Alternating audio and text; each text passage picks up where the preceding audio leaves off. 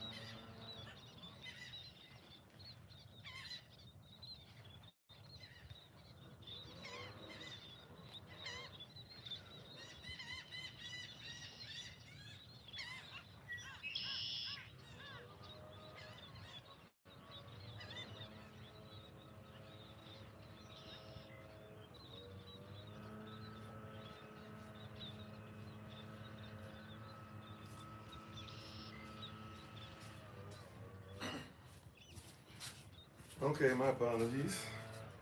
I'm doing a whole bunch of stuff. Listen to everybody come through, trying to get finished. You gotta be careful though. You never know if you're entertaining strangers or, when you're entertaining strangers, you never know if you're entertaining angels unaware, right? So I had to make sure I was in place and listening. So my apologies. Some of you probably, even if you came on early enough, you probably saw that I was going away talking with somebody. So prayerfully all is well with everybody. We're gonna get started.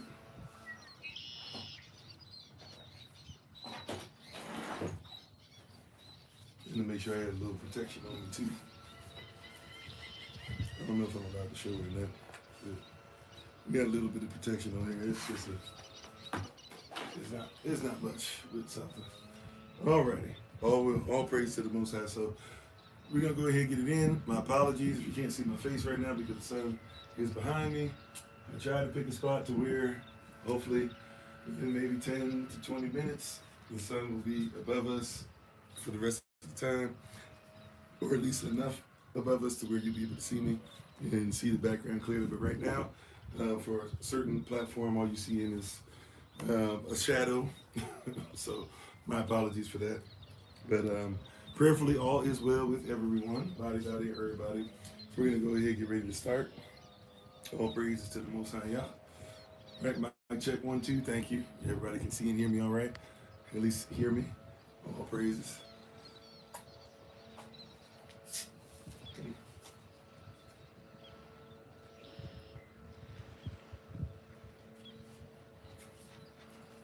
All praises to the Most High. Excuse me. All right. Let's go ahead and get started. May the words of my mouth and the meditation of my heart be acceptable in Yahweh's sight. He is our strength and our Redeemer, and it is in His name, which is His authority, to pray, praise, proclaim, project, and protect today's message. Hola, mi nombre es Kofi, ¿cómo está? Bonjour, je m'appelle Kofi, ça va? Ni hao, namaste, osayeni kituya, ohio, I see you, minute, wagwan, kamsa, kamsamida, aloha, ciao, onson, privet, habarigani, akwaba, madarase, etese, Shambu, Bibini Kofi in the Fire Kukutan in the women. Boker Tov, Boker Tav, greetings, grand rising, salutations, Bakwat Tav, Barakala Chum Yachava, Anaiko Vaik, Khelitit of Christ Mashinamchi, Shalom at Barak, Shalom or peace and blessings, Shalom at Baruch, I am Pastor Kofi, Pastor Servant to Christ, where we are always changing lives, one mind at a time, being a voice of the voiceless and speaking the unspoken. So, this is, we officially finished line upon line, priest upon priest. Well, actually, you know what? Let me start right. My bad. We give all praise and honor to the Most High, Yahweh. Once again, we give praise and honor to Him for my wife, the Honorable Amma, who lives a life that's able to be honored. As always, you can check her out on TikTok, YouTube, and her website at Bloom and Flourish. Not A-N-D, the letter N, Bloom and Flourish. She's a healer, herbalist, chemist, and biologist by degree. And those who also check her out through Changing and help her out Changing Lives Initiative.org. Thank you for those who do that as well. All right. So we're going to get ready to go into Q&A, but this is a special Q&A because we officially ended Revelation 22 yesterday, which means that our series from January 1st all the way through the 26th, which was yesterday, is complete as far as line upon line, precept upon precept, specifically with Revelation. That being said, though, we're going to spend today, besides me coming back later on in the evening, we're going to spend today with the Q&A for a Q&A session specific to what we've been talking about Revelation, or if there's things tied into that. Could also include what are we seeing in today's world. If you have other questions besides something specific to the series we've been doing, feel free to ask. Just know that I'm probably going to try to pull it back so that we can still look through the same prism, which today we're being very intentional to finish up in Revelation. Right, so it can be anything you've heard about Revelation. It can be what somebody else believes. Hopefully, some of you have been with us, have seen the series, have seen enough of the series to go through. I know some persons were even saying yesterday that they really are kind of new, so they're still kind of going through certain things, whatever. Okay, that's weird. They're already limiting us. All praise to the Most High. They already limiting us. They're saying that the visibility is low because the sun The sun isn't above us yet. All praises. Anyways, but it's going to be revelation focused today. Prayerfully, persons come and find this. If not, it is what it is. Every chance they get, they're going to try to limit what we're doing. All praise to the Most High. But that being said, feel free to like, share, subscribe, hit the notification tab, send donations if you're able to, whether it be gifts to help others, gifts to help SOC specifically, gifts to help us, gifts to help those things that we do worldwide, including even your gifts that don't just have to be financial or monetary, but also can be gifts such as your time, talent, effort, energy, things like that. Even you coming on today is a gift within itself. And so we're thankful that you would spend some time with us and continue to grow. We also want to thank Elder Tamara for an excellent, mighty message for Early Rising Bible Study session that's rising. Praise Yah. It'll be up for you guys in a little bit. Also, too, we were talking about trying to make sure that we do our teachings in the evening starting tonight. That was the goal. But I noticed even during coming on for our coming on for Early Rising Bible Study session, I noticed that even when I'm still traveling to get over to the place on time, that I'm having issues just with the phone. So I think we might just have to say no. We might have to still move that back one more week, just because we have a weak signal. So even if we did it on conference call line, there's no guarantee that we can do it. And I'd rather be able to. That's like sometimes write some things out or show things that people talk to. You got to be able to talk back and forth. And if the signal is messed up, we probably just have to wait. So right now, we're not really going to have a place until really like May 2nd, May 3rd. I think May 3rd is when we'll finally have, the opportunity to have a signal again. I worked on ordering something to try and see if maybe it'll help out. It's a different thing. It costs like maybe $40 extra a month for me, but I think it's supposed to be better. We've been having issues ordering it though, so it hasn't come in. So twice it's been canceled. So might just have to get a better version of what I'm using and keep the same price, but maybe see if I can get a better one. I don't know, but we'll work on that and hopefully have that completed for you guys soon. So my apologies. I'll try to see, to be honest, I might be able to make that happen tonight, but for right now, we'll just have to move back one more week. Our crafting sessions, or what persons would call new members classes. All right. With that being said, let's go ahead and get ready to rise to our feet in reverence of Yahweh's word. We'll say our Bible pledge, and then we're gonna jump right in. All praises to the Most High Yah. If they might have, we'll see. TikTok said they restricted us because they said that you guys can't see me. So we might. I don't know. What you guys think? Should we? I don't know. Should we restart TikTok and see if we can get the word out? Or would you guys be willing to come back on, or should we just go ahead and run with it? Whatever we got is whatever we got. I know, right? You see me clearly, but that's what they said. They sent me a message. They said you're restricted because you guys, your vision of me is impaired. Now over here, you would think that your vision would be impaired of me because of the angle that you're at, and eventually when the sun hits, then you'll see me. But over here, y'all see me clearly, and they're like, yo, we gotta say he's restricted because. So I told him that that's not the case. I don't know.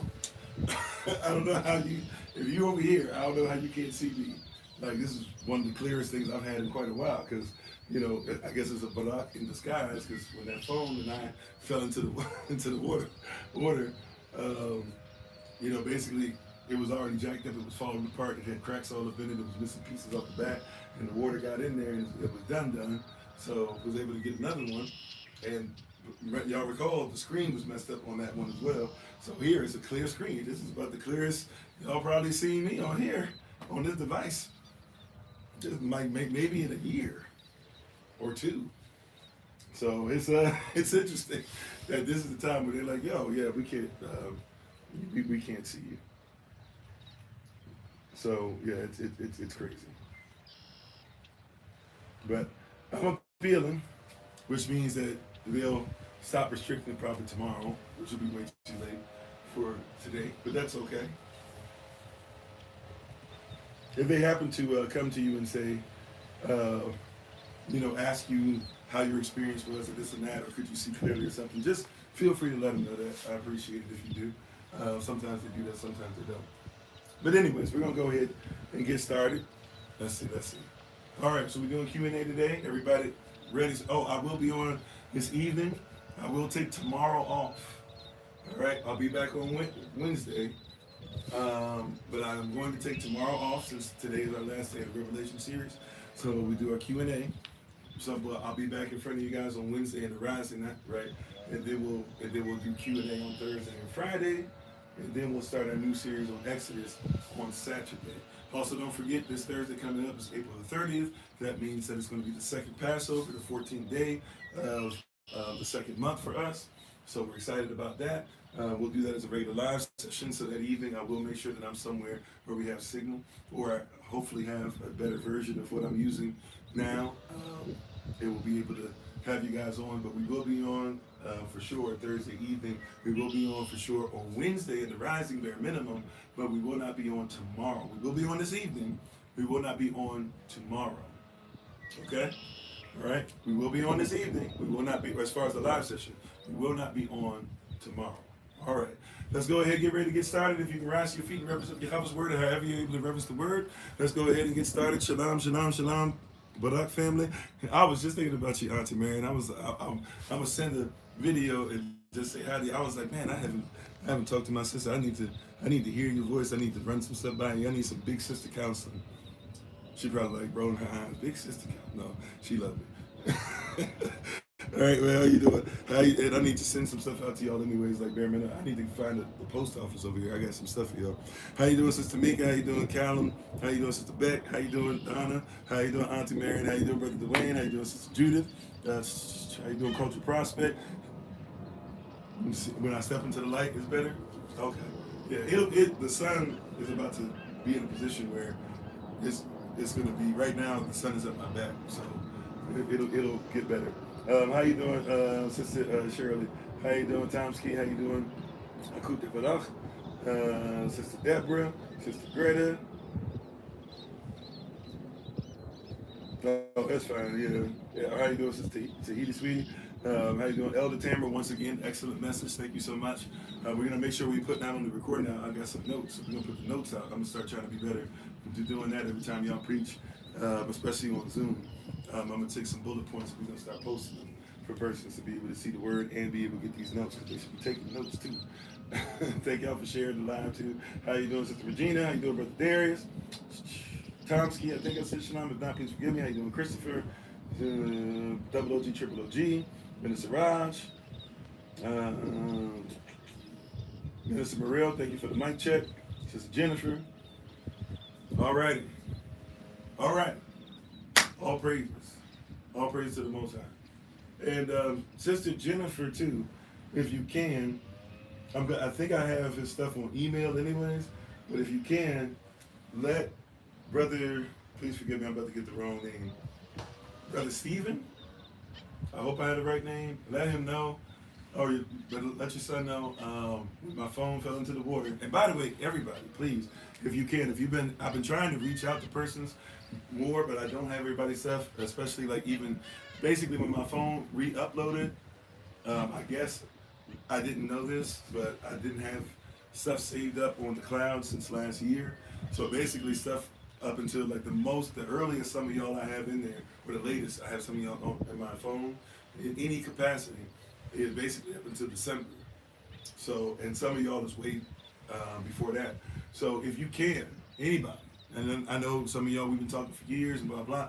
Anybody, if you have one of my numbers, both numbers, whatever, please feel free to reach out, text me. If you have pictures and stuff, by the way, that come from some of the events we've done recently, I've lost those too. So if you don't mind maybe sending those back, or if you're in old text streams that we had that were group texts and stuff, please feel free to text those so I can make sure I'm texting you guys in the same place. But yeah, I'm still like dropping your stuff. Nowadays, it's crazy work. Everything they got us so attached. I got to get out of that, start writing stuff down again. With that being said, if you can, just if you get to, all right, let's go ahead. I don't know. Y'all think we should? Let's put this to a census, not a vote. Let me get a census real quick. Let's move as a family real quick. Should we start on TikTok? Should I restart? Because they're gonna restrict us at 20, and even though numbers don't matter per se, that's kind of crazy work, because that means they basically making it where people can't see us, period. Should we just go with 20 and just be like eventually it'll raise up? Or should I just restart and then we just go? Over here, we're fine. Over here, they already put they tried to put a squash on it. What y'all think? Restart? Okay, because so far we got a yes, so far we got a restart. Okay. All right, we're going to do it just real quick. So literally, I'm going to stop. 10 seconds later, I'm going to be right back on. All right? Because this is, if they're doing it like that, that means a whole bunch of us, especially since the last session for Q&A, you know, I like to make sure the persons actually know we're on. Okay. So we're going to restart. We'll literally be on in 10 seconds. All right. See you. And thank y'all for your patience.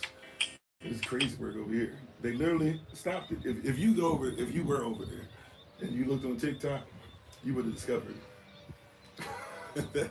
if anything, you can say, you can't say you cannot see me.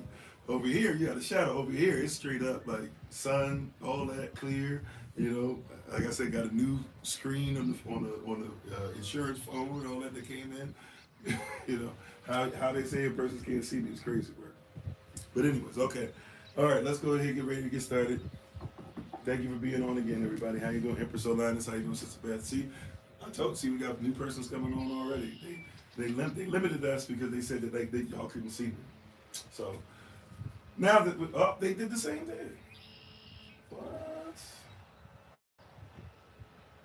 Hold up, time out. Now they messing around. Let me see something. Oh, okay. They told me the appeal was not approved from the other live session. They said that you guys clearly couldn't see me. I thought they were saying for this one they were about to do the same thing. All right, it is what it is at this point. We just gonna go. All righty. If you can put your right hand, your Bible, your device in the air, get ready to repeat after me. How you doing, Marianne? How you doing, Sleepy Eyes 81? I don't know what that means that you 44 going into 45 or something like that, or if you just like the number 81. How you doing, Mary Moo? Jeff Robinson, I think I said Shalom, double OG, triple OG, forgive me if I didn't. Alrighty, how you doing, Elder Nais? The adversaries and the algorithm, come on. The adversary, the Satan is the prince of the air. How you doing, Charles? I might just start saying the adversary. I'm not saying you can't say the Satan, but it's like it's too close. I'll be messing up sometimes. I don't even want to give him anything close to authority. He's the adversary, that's what he is. How you doing, Sister Sheila? All right, let's go ahead and get started. Repeat after me. Repeat after me. This is my Bible. This is my sword. And this is what I trust. For Yahshua is Lord. No sword of God shall ever be heard. For this is my Bible. And this is Yah's word. Hashem Yechava. Amen. With Yechava Shem, his name is authority. Let it be done unto us. You may be seated to go back to what you're doing in the presence of the Most High Yah. How you doing, big brother Thomas? Shalom to you. I'm not saying he big. I'm saying he's my big brother. Alrighty. So today, once again, specifically, it's just Revelation Q&A. It's our last Revelation series. If there are other questions, comments, or concerns, feel free. If there's things you'd like me to reiterate, feel free. If there's things that are going on in today's world and you'd like to see maybe where they fit in, if there's things historically that you've heard, things you're reading, things that you Bible. Matter of fact, even if you have Bible questions, most of them, I can't say all of them per se, especially depending on my knowledge where it is, but most of the questions that you have, even if they can be in some way shaped by revelation or some way, we can look at the prism of it, since the Bible is supposed to be whole, and we eat the whole scroll, according to Revelation chapter 10. How you doing, Matt Production? How you doing, Brother Rodney? So, if you can, please, ma'am, please, sir, whatever questions, comments, and concerns you have, once again, the focus is Revelation. So if I get some stuff that's outside of it, I probably will either not get to it at first, or I'm going to bring it back towards Revelation. But if you'd like to, feel free and let's go. Let's get started. Looks like we got our first question. All praises. You said, are people in hell yet? And then we had another one at the same time. So I'm going to answer this one first. We had two that came up at the same time. Double OG, triple OG, you said speak on the correlation of what's going on today as a spoken in Revelation. I mean, okay, sure. That might be kind of broad, but I'm going to go ahead and try my best. But I'll come to that next. So this one's more simple for me. As far as are people in hell yet, it's a double-edged question. If we want to use that term, a double-edged question, right? Great question. Are people in hell? Yeah. As far as in eternity, yes, persons are in hell. Hell's been thrown into the lake of fire. Victory's already won. At the same time that we're going through what we're going through. Now we're talking about time, so that one's yes. But if we're talking about in time, if we're talking about the chronology of things, we haven't made it to Revelation chapter 20 yet in what we would call modern time or chronology. So that means that nobody, because remember, nobody, now there are things that come out of the bottomless pit, and they all are angels that service the Most High, right? They all are angels that give punishment on behalf of the Most High. And the one who even opens hell, with Abaddon and the star, the messenger, the angel that sent down from the heavens, right? That we see that happen, has happened as far as where we are with the fifth, the sixth, and the seventh trumpet sounding. We're already kind of. Some persons will argue maybe we're not quite there yet, but I would argue we probably are, right? And that's Revelation chapters 8 through 10ish in there, maybe more like chapters 9 and 10.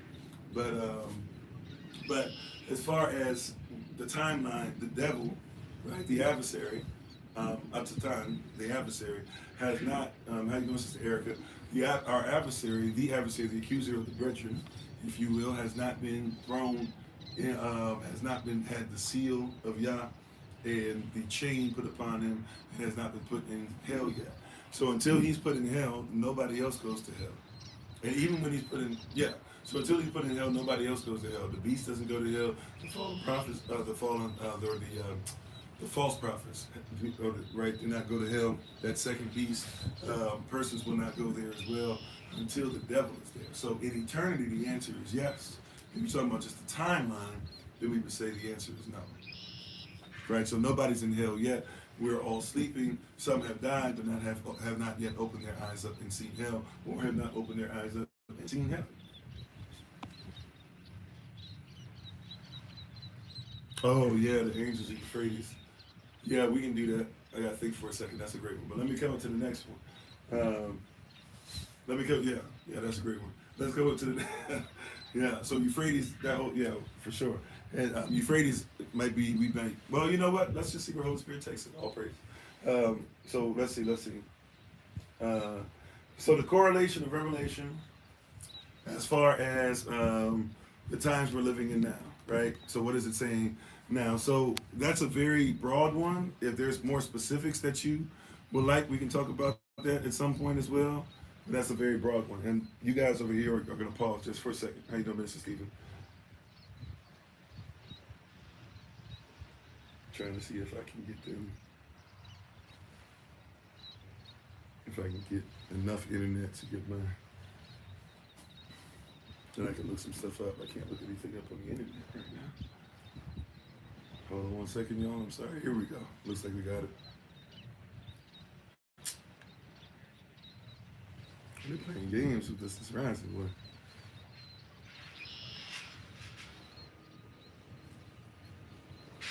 I'm sorry, y'all. I'm trying. Give me a second. Wow. Okay.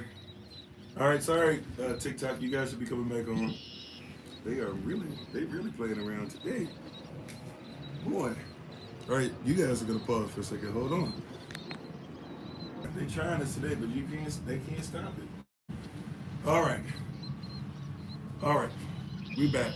We should be back on both platforms.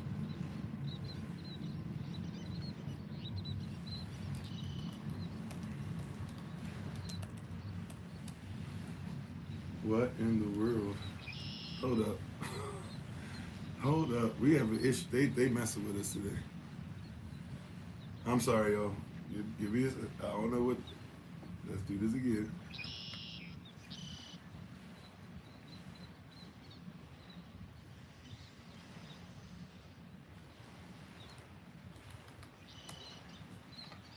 Okay. Let's get this back in order.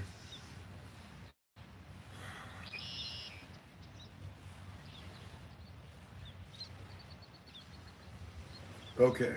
All right. We got all this together. Okay. All right. So let's get the double OG, triple OG first. And then we'll come back to Brother Dwayne. My apologies. I'm trying to get enough signal to make sure we can do thorough. I was trying to get back to my notes, couldn't even get back to my notes. Alrighty. I'm sorry, I forget that you're in the UK time skip. We got to get the UK, well, I mean, we kind of had an international thing. I just got to get time. I'm going to need somebody, I don't know. Tom Scale, I didn't know you were in the UK.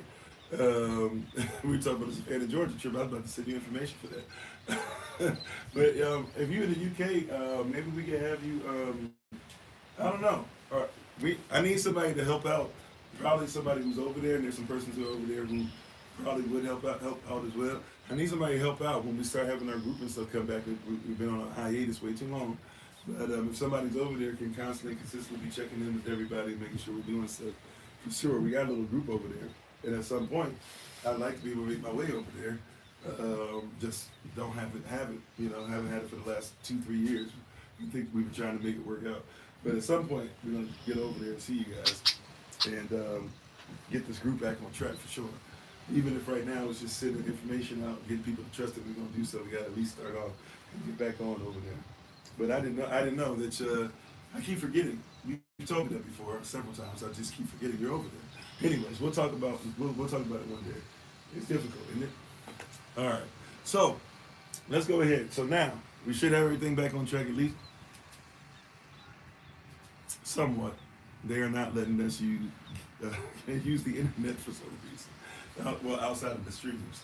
But anyways, so basically what I was going to say as far as today, all praise to the Most High. Let's get back on track. So Double OG, Triple OG was asking about correlation between what's going on in today and what Revelation says. So first things first, we have to do an overview of the whole thing to kind of I'm going to do a very brief and concise and strategic reiteration and review. So if this is something where you're like, oh, I missed something or whatever, you might have to have ears to hear, you might have to go back to listen. You're like, but I want you to cause a lot of the terminology in homiletics and stuff, and apologetics, and even the hermeneutics, as well as the etymology that we've been using consistently. Be ready to use that again, okay? All right, here we go. So basically, Revelation starts off by letting us know that we reveal, we rejoice in what it is. The Hebrew word chazan actually tells us that this perfects us and it protects us, and it's a weapon, it's a sword, it's the word it's used. This revelation is not our revelation, it's the revelation of Yeshua, given to him by Elohim. He gives it to a messenger, an angel who gives it to John. John gives it to, John is supposed to write it out to give to the messengers who are supposed to preach this word to the assemblies that are spread out around the world, right? So this is what's going on, right? How you doing, Sister Tabitha? So this is what's going on. Thank y'all for the love. So now, when we get to there, we see that first of all, we see some things that if we take them in order, we got to see what's going on, even just right now, today's Arats today, in the earth today, right? So, for example, when we're talking about the earth today, one of the biggest things that's happening, as much as persons don't like us talking about this, right? But one of the biggest things that's happening is that we're finding out who the true children of Yeshua are. How you doing, Danny? Welcome. Right? Is that China in the house? Okay. Danny, I'm not sure if I'm going to say this right. Shinzi. Not sure if I'm saying that right, but welcome on. Right? But that's one of the biggest things that's happening. Revelation chapter 1 reveals what Christ looks like. One of the biggest things that's going on right now is that the revealing of Christ, what he looks like, who his people are. To the point to where when this word goes out and this message goes out, it tells us in Revelation chapter 2 verse 9, in Revelation chapter 2 verse 14, in Revelation chapter 3 verse 9, the importance of who the true Israel is, because you can't be part of the tree that Yeshua is the root of. For Revelation told us in either Revelation 21 or 22, maybe both, it tells us that he is both the root of David and the offspring, which means that it's Yeshua, Devad, Yeshua. Right? That's the way it works. He says, I came before David. When we planted Israel in the ground, I was there. He said, when David was there, he was talking about me coming. And then when you see this new shoot popping out, this new branch popping out, he says, you're talking about me as well. That is who he is. That's who we're dealing with, right? So We're literally seeing that take place. Okay. Also, too, so we're seeing it happen right today. We're seeing those that thought that they were poor but really are rich, right? You thought that all you talked about is your tribulation. You've been in prison for several years, for 10 years symbolically, but you've been in prison for a while, right? You've dealt with all these different things. Persons have hated you, and Yah says he'll show the world he's always loved you. He's starting to show the blasphemy of those that say that they are you and are not. We're in the midst of that. Right, we've been in the midst of that really, if you've been paying attention for about 1,000 years or so, definitely for 400 plus, 400 to 500 years, but and definitely now, if we're talking about from the 1940s, I don't know if there's any question, right? So we're obviously seeing that part of things happening, right? When we get to Revelation chapter 4, and we go through Revelation chapter 4 through 6, you'll discover that there's 4 beasts that are before the throne, and there's 4 horsemen. So there's 4 beasts, right, that represents governance. So, but they're before the throne. So there are 4 ways that the Most High governs, and each beast represents, each beast tells us what to look out for the 4 horsemen that are coming. And so the first way of governance, which is the Lion of the tribe of Yehudah, the Lion of the tribe of Judah, right? He tells us to look out that way of governance. We're governed by him. We're told to look out for the first horseman which comes to try and conquer just for the sake of conquering. They have a conquering spirit. That's what they do all day, every day, because they go around trying to conquer, seeking that whom they may conquer, right? That's something that happens today. That's something that we're seeing happen with Venezuela. That's something we're seeing happen with Taiwan. There's something that we're seeing happen with Korea. There's something that we're seeing happen in China. There's something that we're seeing happen in Ukraine. There's something we're seeing happen in South Africa. Right now, there's something we're seeing happen. Everybody was with Ibrahim in Africa, and then all of a sudden now, got the Ghanaian president once again bought off, trying to get loans from Europeans. Even though they're saying some great things, but then they're getting them loans, and definitely, or they're trying to. South Africa, talking all that trash about how, hey, all these persons are leaving and this and that, but what they trying, now France is trying to give them loans because France has lost its ability to have all those African territories, and France is losing money, so they're like, hey, we're going to send a loan to you guys with extreme interest, and now you guys will be able to serve us. The way that we broke Haiti down, the way that we broke down Sierra Leone, et cetera, right? So you're seeing a lot of that stuff still take place. That's right. Rumors of wars still around. Right. We're also seeing and that's Matthew 24 as well. Thank you for that, Sister Davarach. And then we have Davarach, excuse me. And then we have the second beast, which is the way of looking through the prism of the Son of Man. Right. Looking through that way of governance. That beast or that way of governance shows us what's going to happen with the second horseman. See, because we got caught up in fighting each other over a fake version of the word. The second horseman has a false sword. So the first horseman, who's the king of all these horsemen, really is the main drive, right? Is to conquer. So how do you conquer? The second horseman comes up and you use a false version of the word. You use false religiosity. You use fallen prophets, right? Or false prophets. I keep saying fallen. There are fallen prophets, but also just false prophets, right? And how you doing, Tony Rankin? Thanks for being part of the community. How you doing, Bagwan? Audrey, how you doing? He said we are living in small tribulation of sorrows. Sure. I'm on it. Welcome, user 7620996, etc. Right? But yeah, these things are happening.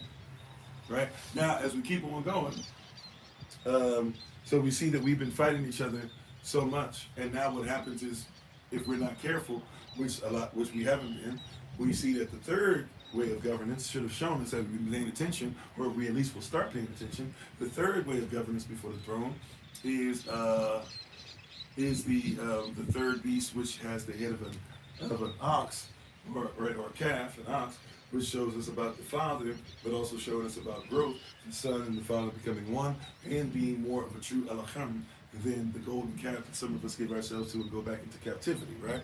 Or at least wanting to go back to building houses for slaves rather than building for ourselves in a land full of milk and honey, the new heaven and the new earth, new Yehudah, that we're going into a new land of Canaan, if you will, right?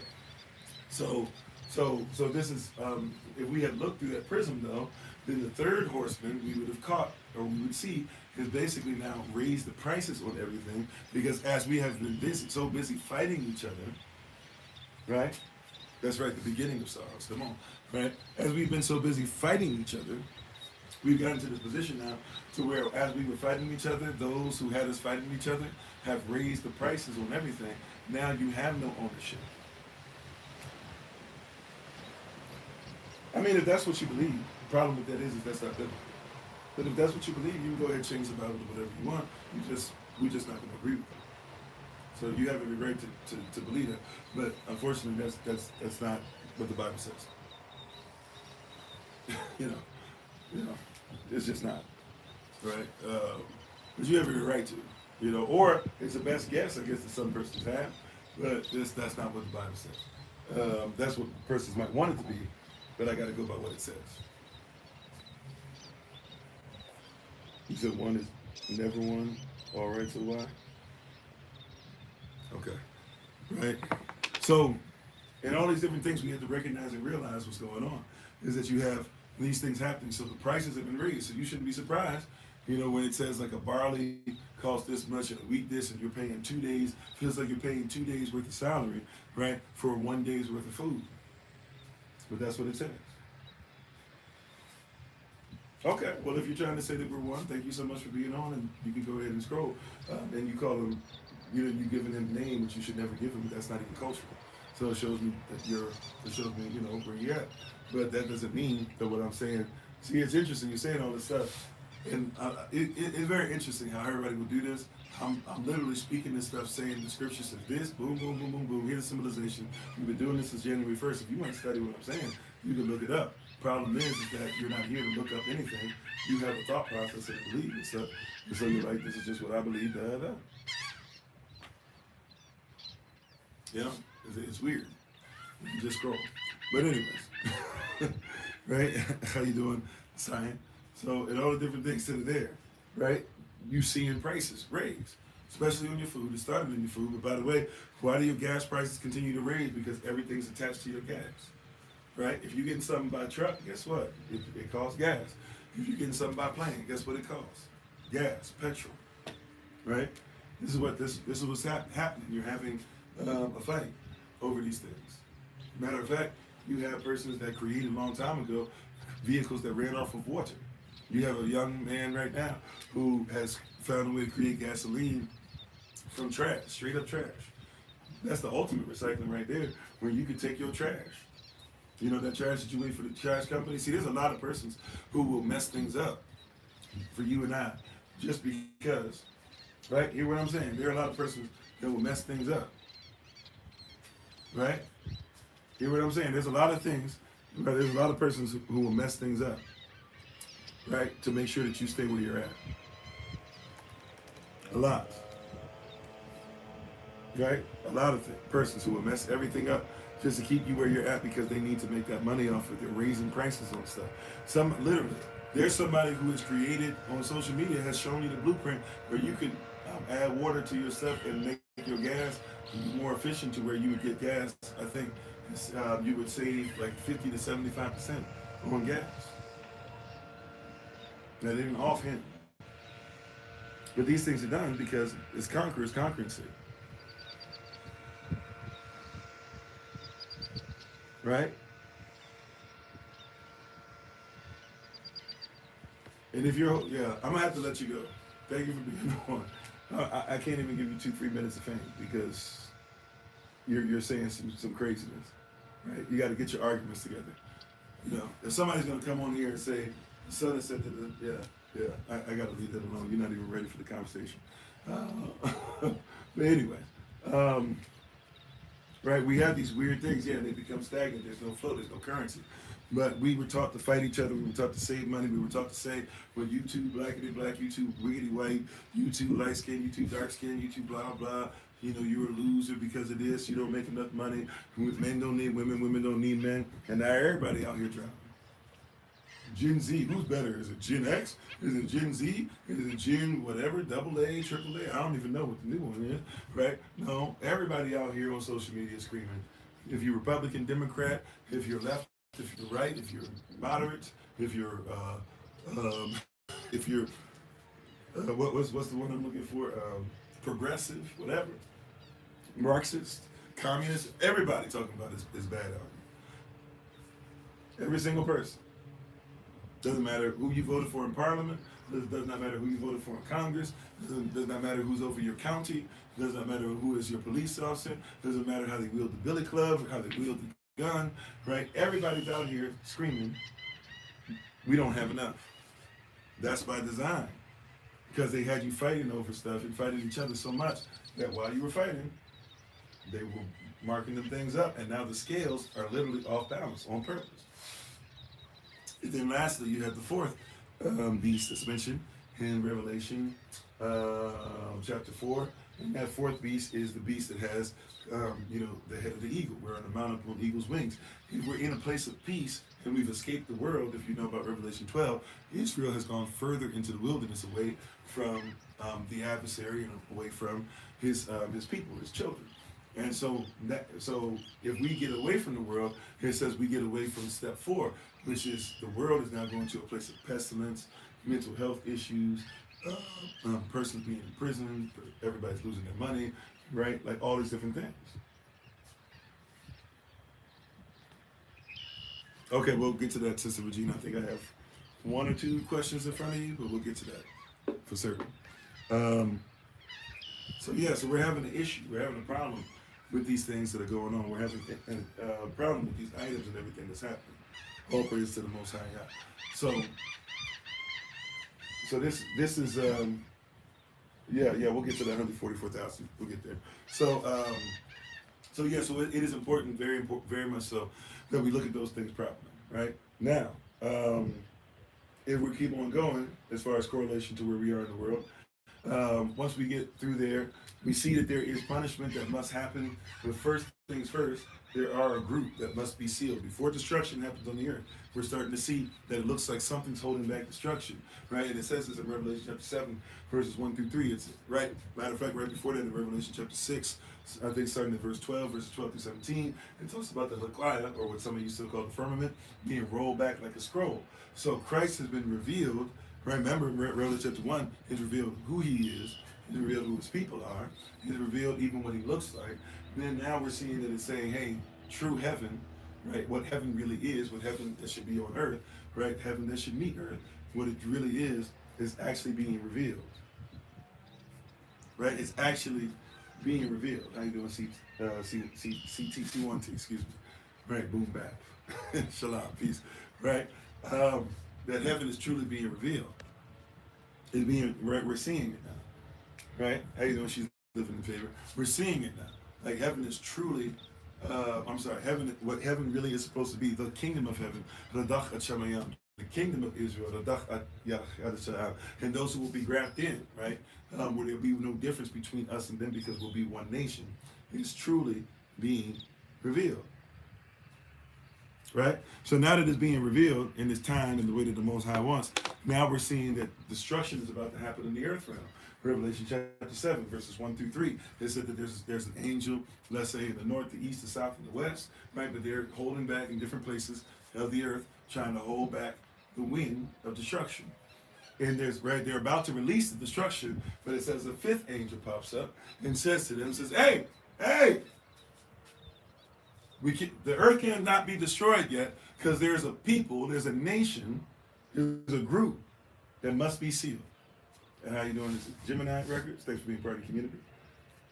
That's right, Brother Thompson. Right? So he says there's a group and they must be sealed. Right? Who is this group that must be sealed? Who is this group that must have a seal put upon them? Who is this group that we're going to find out is going to have the names of the Most High written upon their forehead, which means they have to know his name. They have to know him. They have to have authority. And if it's put upon their forehead, it means that it's the first thing that you see. No cap in our walk. This is who we be all the time, 100%. We're not going nowhere. Right? It says this group is the 144,000. And when you look up the name, that's Revelation chapter 7, verses 4 through 8. When you look up the names of those 144,000, they have to be Israel. Now, after that, starting in Revelation chapter 7, verse 9, it will tell you that All other persons who are grafted in, according to Romans 11, all persons grafted in Revelation 7, they come into it because they're part of the nation as well. But you can't be grafted into a tree if we deny the tree. And recall, Chashbaz says he's the root of the tree and the offspring of the tree, right? He is also, right, and David is in the center. So if we're talking about David, if you don't know, David's name means beloved, right? Beloved, Judah, the kingdom of Judah, the kings, right? Those who are kings, those who are rulers are Judah. So now we're even not just talking about Judah in a physical sense. We're talking about those who will reign with him in high places have to be Judah. Like, not just talking about physical, we're talking about now, even as far as what is Judah. Judah's supposed to be praised, but they're also supposed to be kings. And in our culture, there's no difference between, if you're a king, you're considered, you have to be a priest. Because you have to keep the word. You're the standard. You're the ruler, standard of rule, right? If you're a priest, you have to be treated like a king because you should be a standard of rule. The two should work together, right? So even though David has a position of king, he is also considered to be priest. If you're considered priest, you might not be the king of Israel, but you're considered to be like a king, right? So those of us who walk as priests must realize that we are malachi, that's the male, and malakachi, that's female. We are, in fact, royalty. You see that? That's cultural. Cultural context, contextual facts that we're using to bring about truth, to show truth. Right? That is what we're actually supposed to be doing. All praise to the Most High. Right? All praises. So we're learning about these things, and this is what's going on now. We're growing. We're seeing this happening in front of our eyes. Now, Revelation chapter 8 is where it says, here's the next part. You're going to start seeing separation. What are you going to start seeing? Revelation chapter 8, you're going to start seeing separation. What do we mean by separation? You're going to start seeing those in the land of Goshen, those that are in the kingdom, be separated from the plagues, the wrath and destruction of those that are not in the kingdom. You're going to start to see it. Oh yeah. Right? If you're not looking, it's happening already. Right? But you're going to begin to see it. There's separation between the two. And that has to happen because when you start seeing that, start paying attention. See if you can hear the shofar, or the shofar, if you will. See, the trumpet is supposed to announce things. Right? The shofar gives us an announcement. It lets us know where we're at. So pay attention. Those who have ears, can you hear? Can you hear where all of a sudden it seems like those who are a plague to the earth as far as their parasites, they feed off of others, right? They feed off of those people, the water, right? And the wormwood has to be poured in, and now we're starting to see those parasites, those who feed off of us, they're starting to die. Are you seeing it? That's Revelation chapter 8, I believe. Right? I think that's the third trumpet, if I'm not mistaken. Right? But we're starting to see, oh, wait a minute, I can see that's a parasite. We're starting to see, oh yeah, so-and-so, I'm not even saying everybody's going about this in a righteous way, but we're starting to see, wait a minute, somebody will go hunting for the CEO of a company of sorcerers, right, of pharmacos, who are doing sorcery through medicine, pharmakia, to try and have persons literally kill themselves while being in debt, being a slave to medicine, and therefore being a slave to the company for the rest of their lives.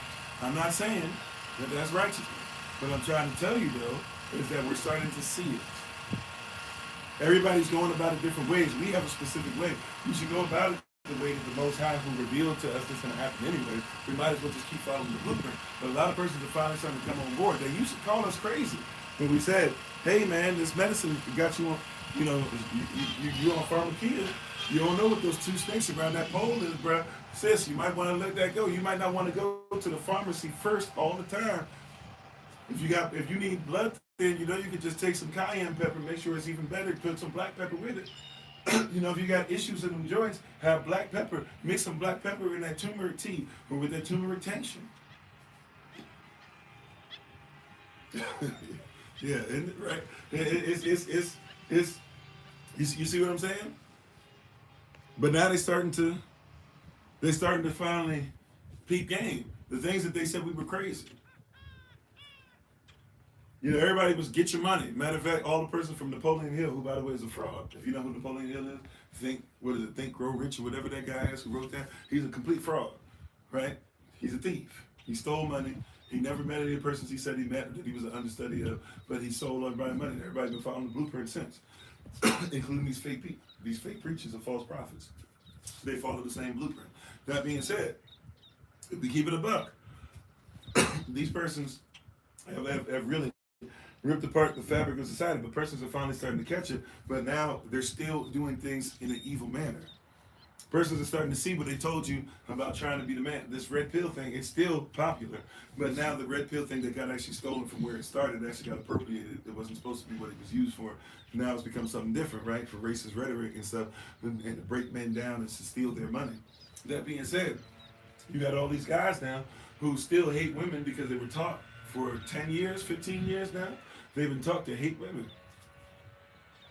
So now they don't even know how to approach them. And now you have I forget what they call these guys, but you have a group of guys who literally are are starting to say that they come at women wrong because women should just accept them, but they don't even know how to approach women. They don't know how to be men. They don't know how to pay bills.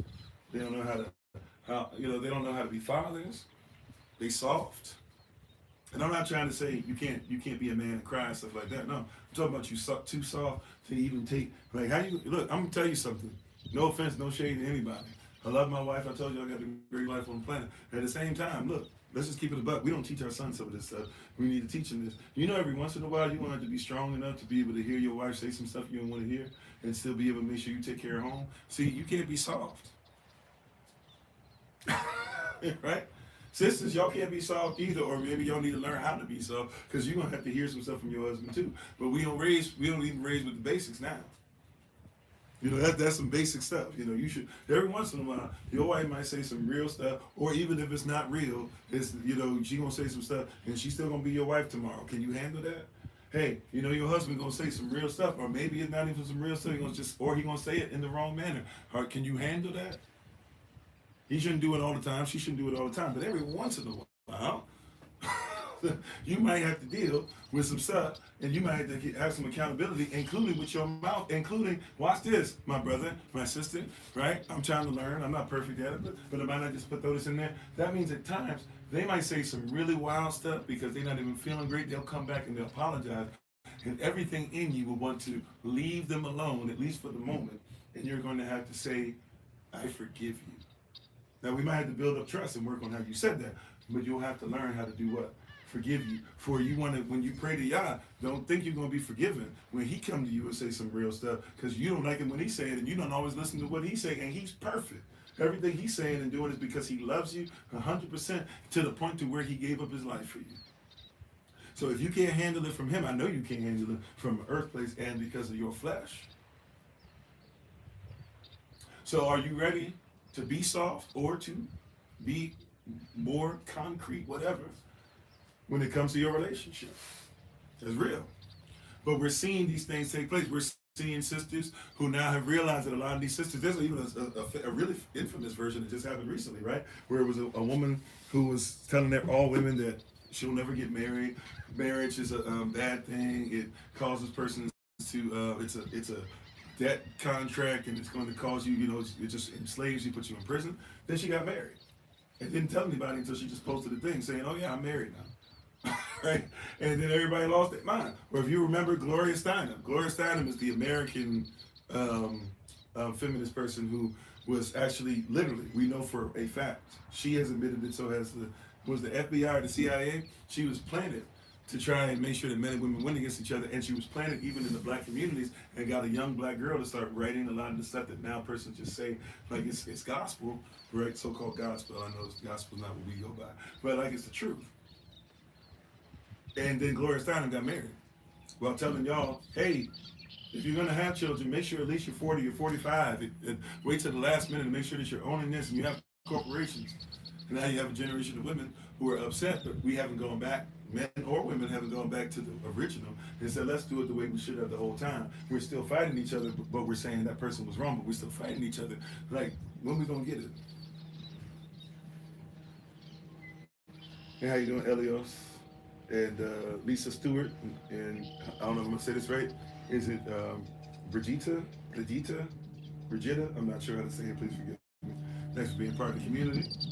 It's just sort of soft as clay, hard as iron. Order takes pass of least resistance. Oh, okay. That's what you. Okay, I see what you did there. I see what you did there. Right. But you're gonna have to learn. Yeah, that part. We're gonna have to learn what it is and go back to it. But we haven't been raised. See, because we don't raise up husbands and wives. We raise boys. But we forget that inside of every boy is a king, and inside of every king is a boy. Inside of every boy is a husband, and inside of every husband is a boy. And a lot of husbands have never had the boy protected or taught. So then now you get to a place where you need him to be that, but he's still a boy in certain areas because he was never taught that, nor was he given the chance for the boy to mature. Because a lot of us just said, hey, stop crying. But he got to learn how to manage emotions. He might need to cry 15, 20 times at first before he finally realizes, oh, this is what I'm actually feeling. Talk him through the emotion. We don't talk about it. Just stop crying. Heard somebody the other day. I heard somebody talking to their son the other day. It was crazy. It's talking about, man, don't be that boy as a mom. You know, tough. Not attractive at all. I'm not trying to say you can't be tough at certain times. I'm just saying, watch this. When she said it to her own son, you better not be the son. You better not be the one to where your mom can do more physically than you can. And then I looked at her, I was like, you can't even do it.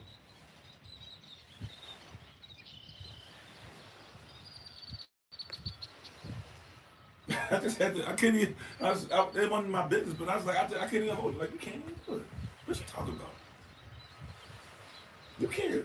I know you can't. Let that boy grow. Now, look, I'm not saying don't make sure he this, don't make sure he's in shape, don't make sure blah, blah. But, like, let that boy become a man. And let that man, right? Some of you have men that haven't even learned, that were never even taught what it was to be a man. They trying, though. And you won't even give them that. And if you don't want somebody, well, I don't got time for somebody trying, then leave him alone. And let somebody who's willing to help him develop so that when he gets there, they will develop as one. Let him find somebody who is trained for that.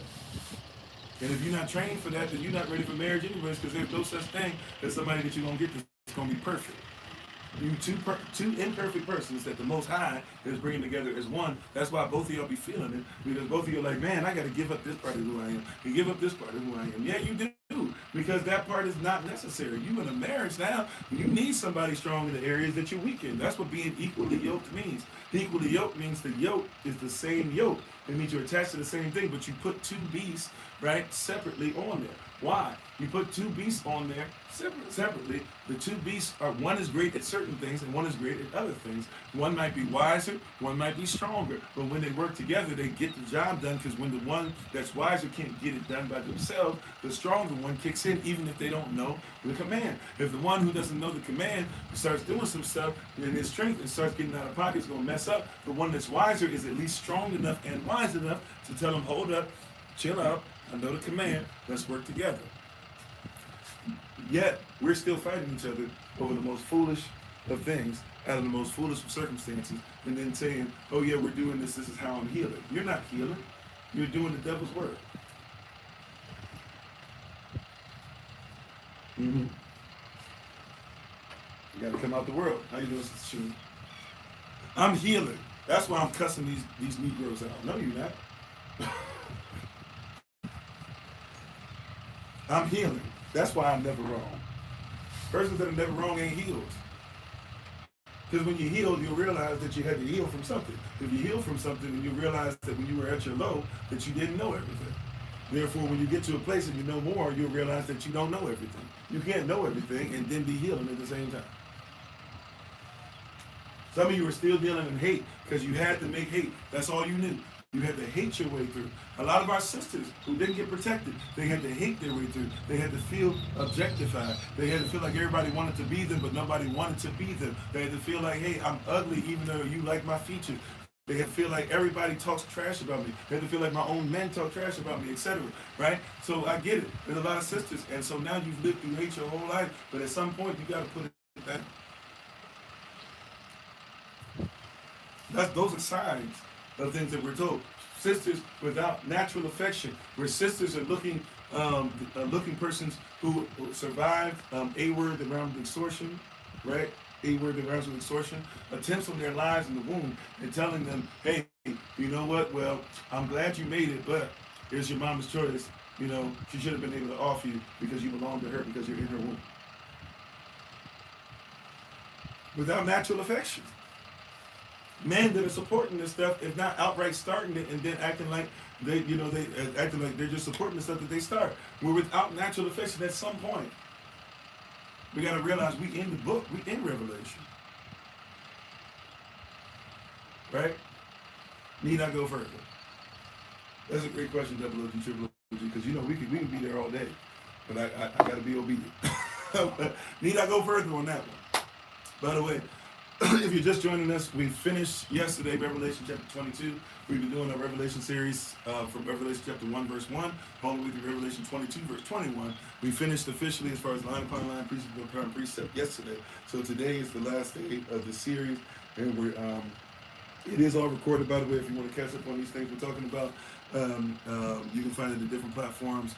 Right now we're doing Q&A. We're going to go a little longer. We normally end around 11. We'll probably end closer to 11:30 Eastern New York time today.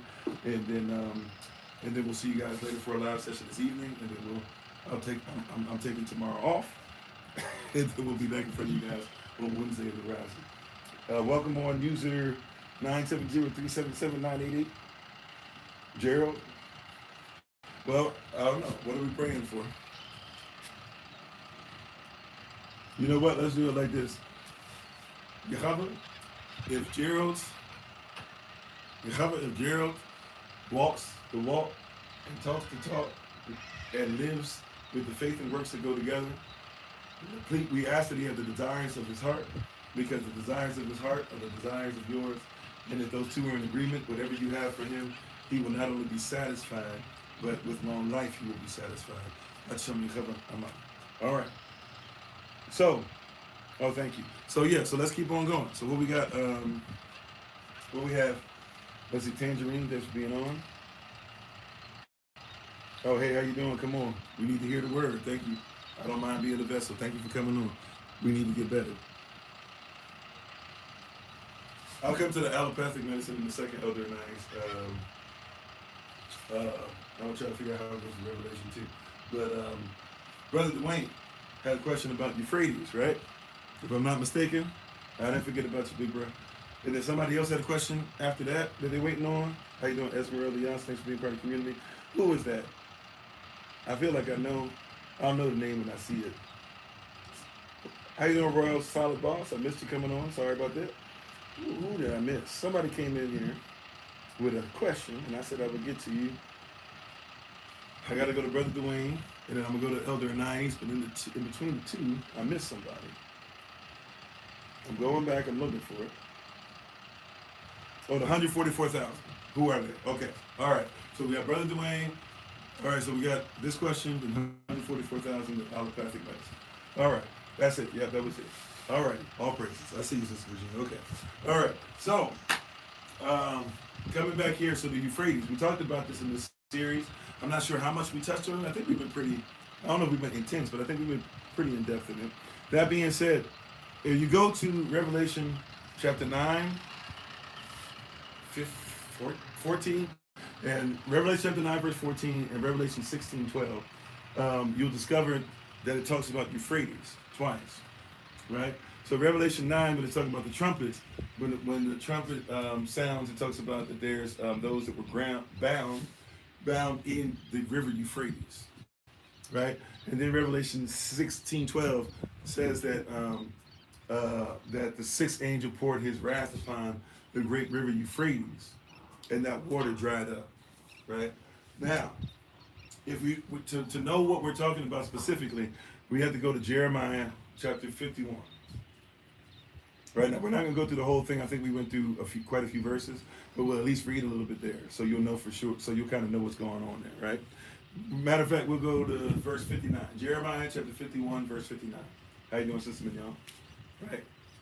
So we're going to see what the Bible has to say about it. The Bible's very clear. Once again, Revelation is not to be taken as just, obviously Revelation is a scroll or a book within itself, but Revelation is not supposed to be just taken by itself, because if it's the word, then it's holy. It means it's whole. All of the word goes together, right?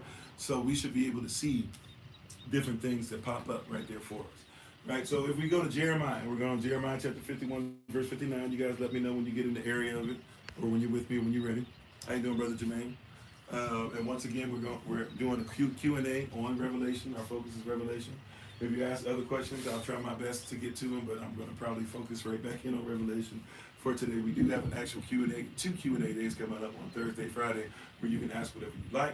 But today is just a Q&A day that kind of uses a review and touch up on certain things and make sure everybody's on the same page with Revelation. And then, so once again, we're going to Revelation chapter 51, verse 59. All right, and just to kind of give you some background. So it says, the word which Yeremiah, or the word which Jeremiah, the prophet commanded, Sadaiah, the son of Nadaiah, the son of Messiah, right, when he went with Zedekiah, the king of Yehoiada, the king of Judah, into Babylon in the 4th year of his reign, and Sadaiah was a quiet prince. So Jeremiah, the prophet, wrote in a book, he wrote in a scroll, right, all the evil that should come up upon Babylon. So Jeremiah said what was going to happen to Babylon. Now, what are we in? What is the world situation? One of the many different descriptions of the world is given, right? Especially when we get to the harlot that rises upon the beast, which that beast is talking about specifically as like the New World Order, right? And persons are selling themselves out literally to try and lay down with somebody called Babylon the Great, called the mother of all harlots, right? Like it's crazy work who this person is, right? And she's going to fall. She's going to be exposed. She's going to be exposed by those who actually are the ones who were kind of the most sold out to her before they kind of start doing their own thing in the New World Order type piece, right? So if you look, right, in Jeremiah chapter 51, you'll see that it starts talking about Babylon. Very important that we catch the context. So Jeremiah 51 is talking about Babylon. Now verse 60, Jeremiah is told, right, to write a book for this to write a book. Yeah, let's just keep on going. To write a book, to write a scroll of all the evil that you come upon Babylon. Enough for me.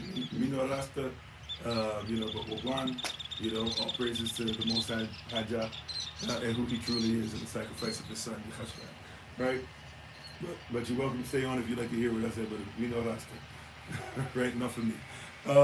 So Jeremiah wrote in a book all the evil that you come upon Babylon. Right? All these words that are written against Babylon. That's what it said. Jeremiah chapter 51, verse 60. So Jeremiah, right, who's the one that reminds us that the wife of the Most High is Israel, right? His prophet, the weeping prophet, the one who laments in lamentations. Jeremiah writes in a book all the evil that will come upon Babylon, right? All the words that are written against Babylon.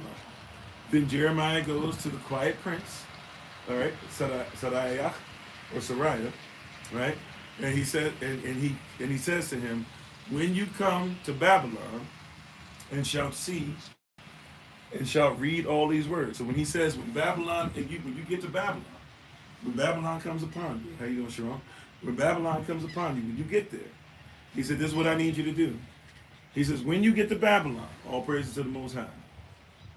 He says, when you get there, read these words. So he wrote everything that's going to happen. He says, you shall see what's going on.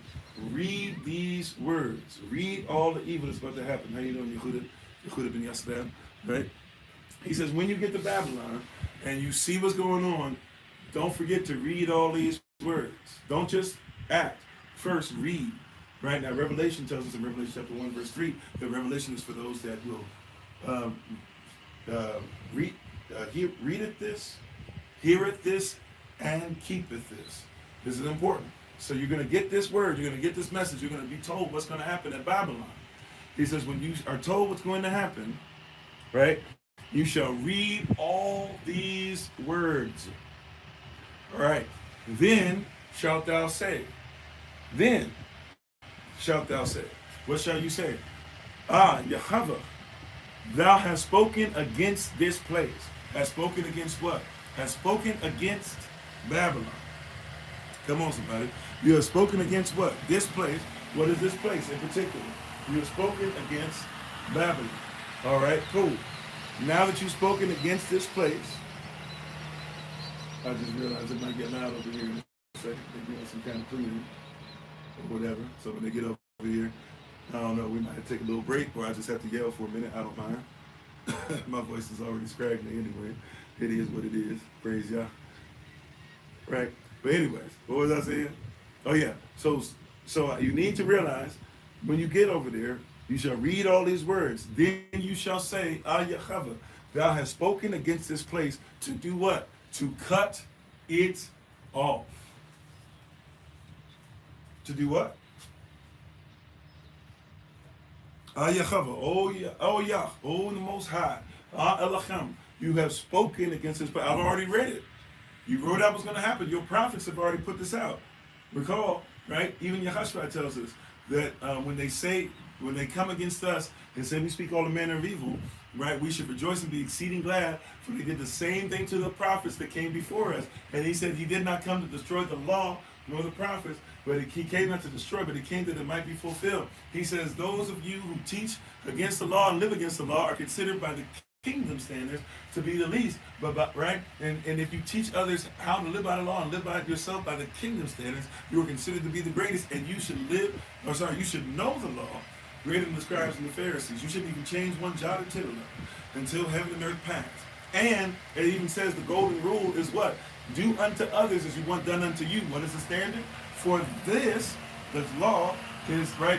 For what we do one to another, the standard is the law and the prophets.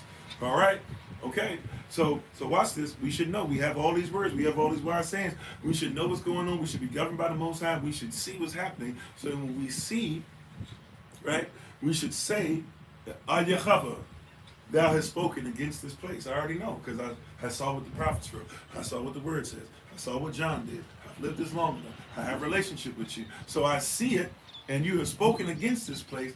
When you spoke against it, even before we got here, it was already cut off. See, you're just catching up to what was already done. It was already cut off. You are more than an overcomer. How? Because you have already overcome it. Little children, do you not know you have already overcome it? That's what the same John who wrote this, he wrote in 1 John. Little children, do you not realize you have already overcome? He's told you this. He put it in a scroll. Now watch this. So keep on going. Even all these words written against Babylon. And Jeremiah said to Sariah, when thou comest to Babylon, and shalt see and shalt read all these words, then shalt thou say, Yahweh, thou hast spoken against this place to cut it off, that none shall remain in it. Nobody can stay here. About to be desolate. None shall remain in it. All these persons in the world, hey, you need to realize that right now you might be in the world, but you don't want to be of it, because the only ones that are going to survive are those that can survive out of it. If all your survival has to be inside of it, it's about to be over. Salah. Come on, somebody. If all your survival is just stuck in it's about to be over.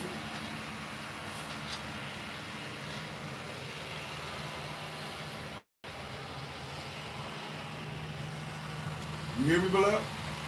If that's why you can't be of it. Watch this. If you look, it's a terrible place to be. If you're a whale and not a human. It's gonna sound weird, but just stay with me. Holy Spirit, have your way. I don't know where this goes. I think I see it though. It's gonna be a terrible place because a whale is strong and can do this, can do that, and the human might be in the water, but the human might be in the water, but is not of it. The whale technically is in the water, but is not of it either. But the whale has to try its best to keep on going, But at some point, when the water dries up, when it comes to a time when the water has to dry up, that's where we're headed. I see you, Holy Spirit. I see you, right? When the water dries up, how you doing, Kenny? A lot of things for being part of the community. When the water dries up, the whale is great, it's bigger, it's stronger, it's faster in the water. But when there's no more water, when the water dries up, those who can't come out of it, can't survive out of it, doesn't matter how big you were in it. See, a lot of y'all are sitting up there, man, I make $400K a year. That's great. You can't take that with you though. If you can only survive in a place to where because you got to make 400K, at some point realize when it's time for it to be cut off, it's already cut off. It's already dying. BRICS, B-R-I-C-S, is already whooping tail. China already has persons saying they're going to start, look, no, especially because of this war now, right? They're starting to say, hey, we're not even going to use the dollar. Do you know that only 51% of the world, or maybe it's by the end of the world, estimates I can't recall which, but it's going to end up soon that only 51%, which sounds like, well, it's still over half the world. Yeah, but it's a lot less than what it used to be. Only 51% of the world going to be rocking with the dollar soon. If you're in that, and that's all you got, if you ain't invested in nothing else outside the dollar, and not just crypto, if you haven't even thought about investing in other types of currency, you're going to have a problem. See, these persons that are in charge, you think that they're rich because they have money. I keep telling y'all, money's not real. They have stuff, they have equity. See, that's why Proverbs tells us that the young man shouldn't just learn how to be wise, but he should learn equity. Why is it that our sons don't know equity? That's right, fiat cash, fiat paper, that 97% of it isn't worth you wiping your behind with it. You don't even know that. These persons, Elon Musk doesn't have more money than you. I know you think that's wild. I promise you, he doesn't. Have you ever noticed, they don't say Elon Musk has such and such $1 trillion, or whatever it is, billion, trillion, I don't know, I don't care, right? They don't say Elon Musk has less than such money. They say Elon Musk is worth such and such. When you learn the difference, it'll change you. It'll rock you. Come on, Elder and I. They don't say Elon Musk has such and such money. They say Elon Musk is worth such and such. And depending on who you're talking to, that could change.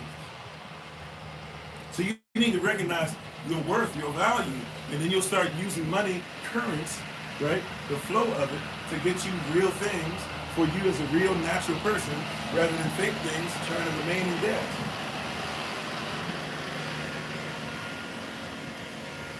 See, this is why Yah said, look, this is why Yah says to you, he says, and it's not just with your money only, you're supposed to be with your time, effort, energy, but Yah will say, can you give tribute? And can you give what person now called today, because we only stuck on worldly views and stuff, can you give a tithe? Right? Can you give an offering? Can you give a double portion for a certain holy day, right, which is Pentecost? Can you give first fruits, which is a piece of unleavened bread? If you give those things, it's nothing anyway. And I have real things that I will give you in exchange, not really even in exchange for your money, because I own all the cattle. I'm giving you in exchange for your worship, and I'm giving you in exchange for your respect. Your respect is to know that I can give all. My respect is to give you all your needs, right, supplied according to my riches and glory, to the point to where it's not just in abundance, but it's exceeding abundance. It's above all you could ever ask or think. When you're asking me for something, I want to give you more than what you asked for anyways, because you're thinking, oh, I want to pay my bills. I'm thinking, I need you to start paying for generations. We're coming to the Most High. We're not even thinking right, but we can't even think at least righteous as far as he can, because our righteousness is as filthy rags. You trying to pay the bills, he's saying, I'm trying to set you up for years. You know that thing that you say, the wealth of the wicked is laid up for the just. The whole scripture says you got to be able to take care of your children's children. If you have a mindset to do that, then the wealth of the wicked who already think about taking care of their children's children will be laid up for the just. You can get what they got. That's the context. Proverbs 13:22. Color light. Yeah, Warren Buffett has a certain amount of money in cash. But Warren Buffett will tell you himself that if somebody were to give you what, I don't know if I'm quoting him exactly, right? Warren Buffett will say, if you give me either the choice of having a business or land, or having money, he said, I'll take business and land, or business or land, every single time. He said, I'll take business or land with $0 every time before I take dollars. But you think we've been trained to do what? Take dollars to make a business. That's why some of you haven't gotten your business off the ground, because you keep thinking that you have to have money to start business, and that's not how you run business, because there's no such thing as money. Banks don't even start right with money, because banks only have to have 9% of what they say they have in order to give you a loan. Did you know that? If you go to a bank right now and ask for a $100,000 loan, right, the bank doesn't have to have $100,000, and they're not going to give you any money in your hand. Right? The bank's going to give you numbers on a sheet, And all they have to have, at least supposedly, right, because there's ways of getting around that too, but supposedly all they have to have then is what? All they have to have is $9,000. That's it. So when the bank approves you for $100,000, the bank doesn't even have but $9,000. You don't know how to play the game. Meanwhile, they have you giving your stuff to them so that they can then take your stuff and invest it. That's why when you get in a car accident, do you not know when you get in a car accident, right? The insurance company ain't nothing more than a bank. Or dealing with banks, but basically you're dealing with the bank. And then when you get in a car accident, even if you're righteous in how everything happened, and the other party is on the hook for paying you, and their insurance or even your own insurance might have to pay. It's even worse when it's your own insurance. They're going to delay everything as much as possible. Why? Because they're investing the money. So by the time they go ahead and give you money that you think is real, they're like, oh, okay, we use that to like double, triple, quadruple up. So here you go. Here's your pennies. Right? You see what I'm saying? Anyway, let me not get too far off. All praises. Look, so when you see the evil of Babylon, remember all these words. Remember all these prophetic things that were sent to you throughout the word. And how you build momentum. Gibran, is it? Gibran Farmer? I'm not sure if I'm saying it right. Thanks for being part of the community. Right? Make sure that you have all these things together. And you know what's going on. So that now, when you come into these things, you'll be able to have your stuff together. Right? But you'll also know Babylon for what it is. And so in verse 62, Jeremiah 51:62, it says, then when you will say, Yahweh, thou hast spoken against this place, to cut it off, that none shall remain in it, neither man nor beast. Nothing's going to survive. Thank you for the love. Now you're going to router it. Nothing shall survive, right? Neither man nor beast, but it shall be desolate. How long? Forever. Not coming back. Now, verse 63. And it shall be when thou hast made an end of reading this book, this scroll, the scroll having to do with the end times, the scroll of what's going to happen with Babylon. When you finally have read this scroll and you've spoken it, and you've spoken against the city, and you've separated, you made it clear where you're going to stand, what are you supposed to do next? What was the command given next? Jeremiah 51 verse 63. And it shall be when thou hast made an end of reading this scroll, thou shalt bind a stone to it. I don't even have a stone. I'm not really even close enough to the water. But I don't know. Let's say this is a stone.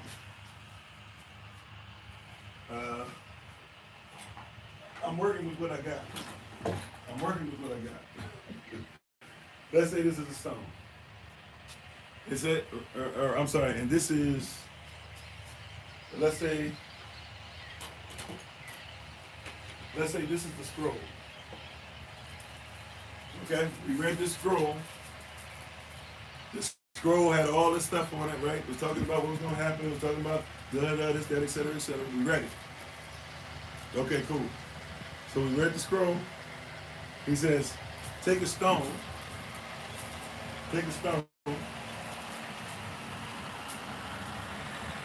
And tie it to it, right? This is the commandment. After you read the scroll, after you read what's going to happen, you spoke against it, you said my name over it, you've spoken my authority, you know what I'm about to do. Take a stone and bind it. Now, I'm not going to throw this in the water, right? But you would take this stone, right, and you would throw it into the river Euphrates, right, in the midst. Cast it into the midst of Euphrates. So chuck it as far as you can. And with the stone, it's going to sink down. Euphrates is now a place of demarcation. So from this point on, right, Euphrates, by the way, was a part of demarcation to where the Garden of Eden was. A guarded place. Eden was way bigger than just the Garden of Eden. That's why some of you think it's in Africa and South America, and some of you think of it to be in Madagascar and India and Babylon, because the answer is it was in all those places as far as Eden, because Eden stretched out when you had this place called Pangea. The Bible talks about it, the second name, or the name of the second son of Hebrew, right? His second son's name is Peleg, or Peleg. Peleg's name means when the earth split. So the earth was together at one point, and all those places were one place. That was in some of those places that we just described, the furthest east, right? Northeast is called the Garden of Eden. That was a guarded place within Eden, right? So, and Adam had territory, Adam and Isar, who you call Adam and Eve, had territory within that. But even still later on, Euphrates is very important, vital. It's a big territory for wars and where stuff is growing from. A lot of civilizations are around it. And also, here we see that now this is going to be a demarcation. When we get close to Babylon, we should make sure that we see it for what it is. And we make sure that we throw Yah's word in the river Euphrates to be a boundary to separate us from Babylon, right? This is where later on, so I'm sorry, let me finish this. Verse 64, Jeremiah 51:64, and thou shalt say, thus shall Babylon sing. So in the place that's a border, a boundary, where the Most High is against Babylon, when anybody tries to come against us, they shall sink, just as the stone, right, tied around the scroll, right, caused the scroll to sink. The same manner Babylon she shall sink. And it says this: it shall not rise from the evil that I will bring upon her, and they shall be weary. Thus far are the words of Jeremiah. All right. So this is what's said. That's what happens, right? Now, if we go back some, if we may, let's go back to Revelation. I mentioned this earlier, I believe. Revelation. It's mentioned in Revelation 9:14. But we're talking about the water part and dried up. We're going to Revelation chapter 16, verse 12. Right, so we just came out of Jeremiah. We read Jeremiah 51. I think we started at verse 49, verse 50, somewhere in there. Or was it verse 59? And then through 64, whatever the last 5, 6 verses are. Now we're in Revelation chapter 16. And we're looking at the 6th vial that was poured. So these are the 6 vials of wrath that were poured. There are 7 messengers that have vials of wrath to be poured out upon those that are disobedient, and they're mostly poured upon the waters. The water representing the people of the Satan. By the time we get to the end, it says in Revelation, as we read Revelation 20, 21, and 22, I believe that the old water has passed away. The old world, the persons in the earth who have to deal with all this wrath and the people of the Satan, the water that comes out of his mouth in Revelation 12, all of that is dried up. And there's only water, it says clear as crystal, only water that is the word of the Most High, only water that is the people of the Most High. They're the only ones that are in existence now. So now we go to Revelation chapter 16, verse 12. It says this, it says, and the 6th angel, the 6th messenger, poured out his vial upon the great river Euphrates, and the water thereof was dried up. The same place that Jeremiah says, hey, king, read the scroll. See what's going to happen to Babylon the Great. Then tie a rock, right? Just like a rock will be used to destroy Babylon in Daniel chapter 2. You see, this is a continued message. That's why we have to make it. It has to match up. It's got to be whole. Right? And the 6th angel poured out his vial upon the great river Euphrates, and the water thereof was dried up, that the way of the kings of the east might be prepared. That the way of the kings of the east might be prepared. And those kings coming from the east. And I don't really have time for this, so I'm going to give you a little homework assignment. Try to figure out who the kings of the east, those that are east of Babylon, not only were in Jeremiah, but try to figure out who the kings of Babylon, the east of Babylon, are. And if you want just a quick place to figure out where Babylon is, as far as center place, think Iraq or Iraq.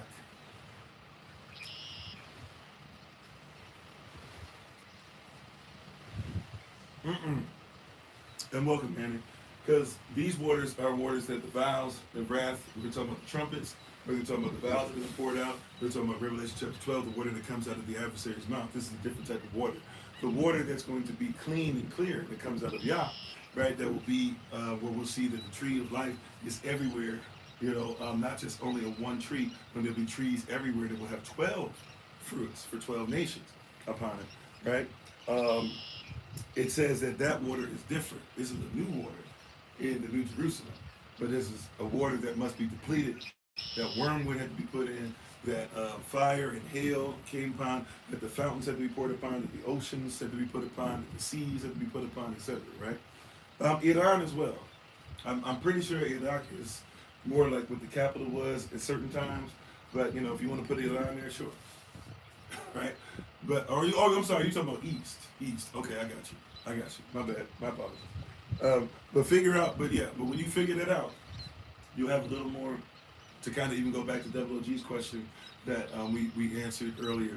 That even puts a little more on that, right? If you want to even go there. That being said, we have to be careful. I'm just going to give a little caveat or a little reminder, right? Be careful when you start dealing with persons who go, oh yeah, because of wars happening or because of earthquakes happening, because Christ told us in Matthew 24, be not deceived. He was asked by his disciples what was going to happen in the end times, what was going to be the eschatology, the things that happen in the last days, or the days that we should last through. And he said, hey, first things first, be not deceived. Many persons will come in my name, they'll say this, they'll say that. He said many persons will start wars, there'll be rumors of wars. Many persons will say, well, look, there's an earthquake that happened here, there's a flood that happened here, da happened. And they'll say, be not deceived, that's not a sign of my coming. He says these things must happen, but they are the beginning of sorrows. He says they must happen.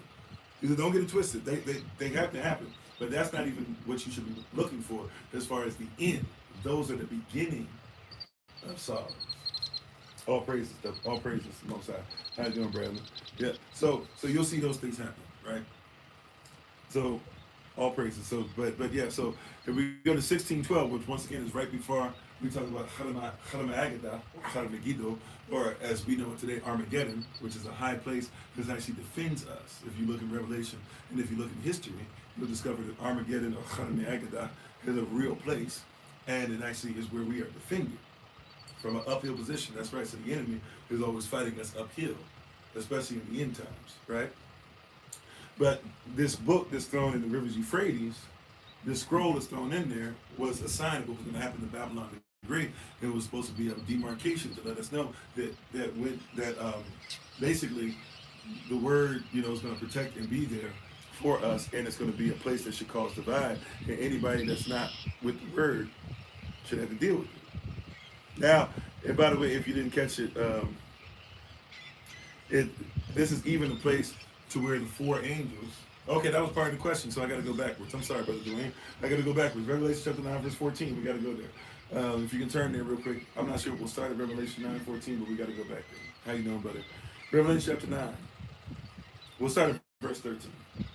Excuse me, Brother Dwayne. I almost missed that part of the question. My bad. It says, so, and the sixth angel sounded, and I heard a voice from the four horns of the golden altar, which is before Elohim, saying to the sixth angel, which had the trumpet. So this angel, this messenger, was about to sound the trumpet.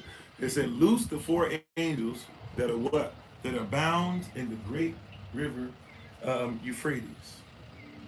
Loose the four angels. And it says the four angels were loose, right? Which prepared for an hour and a day and a month and a year for to slay the third part of men.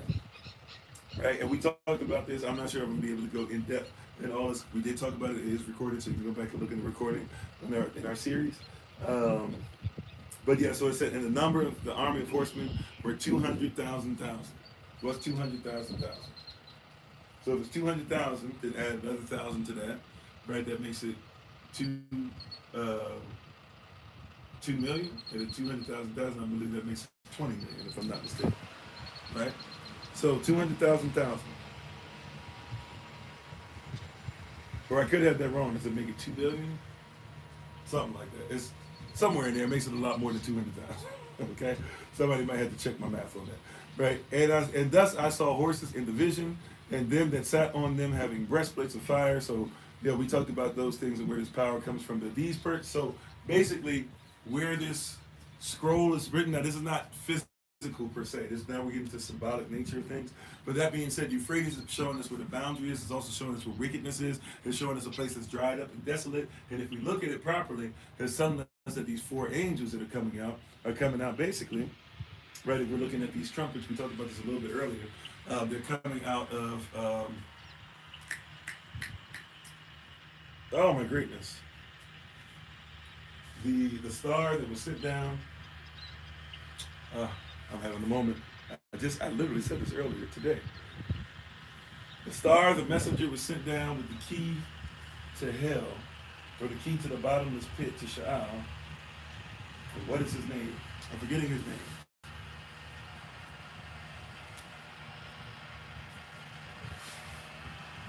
I'm forgetting his name. Oh my greatness, I can't believe I'm forgetting his name. Sorry, I gotta look this up. This is really bothering me. I should have this and look at. How you doing not to? What?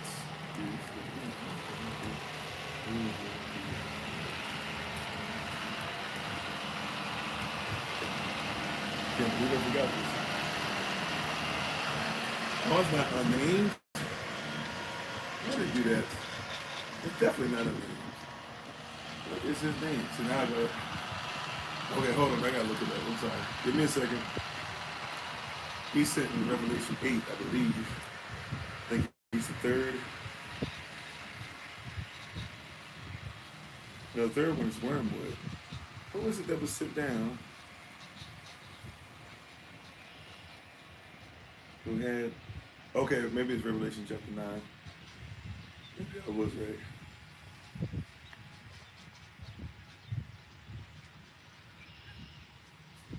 Oh, it's Abaddon. I didn't find it, but Abaddon is the name I'm looking for. My bad. Abaddon is the name I'm looking for. I can't see it there, but I know that's what it is. He shows up in a couple different places. But anyway, Abaddon, yeah. So like sent down with the key to the bottomless pit, or the angel sent down to Abaddon with the key to the bottomless pit, and the bottomless pit is opened up. This place where the scroll is sent is there at Abaddon. So the angels who are coming out. Right? By the way, if you recall, there were 4 angels that were holding back destruction, and we're told that destruction can't happen yet. So we're having, we're talking about these. It's 9/11. Okay, thank you. It is Abaddon. Right? Thank you. Right? And that king that came out. So it was the king that came out. He didn't have the key. He wasn't the one that had the key. Right? Then the one that came out. So Abaddon and all of them, and when they released the 4 angels and all this different stuff. We're seeing all this, and the sea dries up. This is all happening at this place of Euphrates. This place that's supposed to be a boundary, the place that we're supposed to know that Yah has already prophesied, that his word literally has marked the place where we don't need to be. We can't be in that at all. We can't be of it. We can't be in it. We got to be able to be away from it. There's a clear, distinct boundary. Anybody who's going to be there has to be dried up. All right? Perfectly, that makes sense, Brother Dwayne. Perfectly, that makes sense. Okay, next one up is who are the 144,000? And then I think it's next one up after that was about allopathic medicine. Is it all right? How you doing, Stephen Johnson?